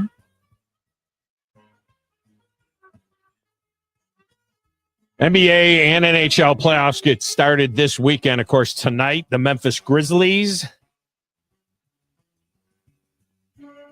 They've got an opportunity against the Dallas Mavericks. They can get the victory there at home over a 39-43 Maverick team that pretty much mailed it in once they traded Luka Doncic, right? That's what we thought, at least. Grizzlies have no reason not to win that game in their own building tonight with John Morant and get to the playoffs. And then, when they do that, they'll be taking on the Oklahoma City Thunder and they'll get swept. Do they win a game? I don't know. Maybe they win a game. I doubt it. The Atlanta Hawks take on the Miami Heat tonight. Or check that. They got the Heat tonight, right? They have the Heat tonight? Yeah, the Atlanta Hawks play the Heat. So the Atlanta Hawks will play the Miami Heat. And again, that's for the position to go get whacked by the Cleveland Cavaliers. It almost just feels like, the sacrificial lambs. But getting to the playoff is getting to the playoff. There's something to be said for that. But the playoffs do get started this weekend. I think that the Knicks and the Pistons series is going to be very watchable. I think that the Bucks and the Pacers is going to be very watchable. I think the Nuggets and the Clippers, Lakers and the T-Wolves, I think those are decent looking series. Those middle series, those 4-5, 3-6 type series. NHL playoffs get started this weekend as well. Joe, if you had to be held to a gun to your head and you were going to watch one or the other, will you be in on the NHL playoffs or the NBA playoffs? Oh, NHL. I thought you were going to ask me about which NBA playoff matchup I was going to go, and I had an answer for that too. No. If there was one, if you could only watch either the NHL or the NBA playoffs, you're watching the NHL playoffs. Oh, 1,000% NHL. No, I mean, that's not even a gun to my head. Like, I'm not even going to watch the NBA playoffs. It's all NHL. I am having a hard time wrapping my head around some of these early series in the NHL. It's just, man, with New York, Chicago, Detroit, all those teams out of it, Boston, makes it tough. But we'll get into it. All right, that's going to do it. Have yourself a wonderful Easter weekend. Remember the reason for the season, Resurrection Sunday. For Joe, I'm Thom. Have a great weekend, everyone. This is SportsCenter.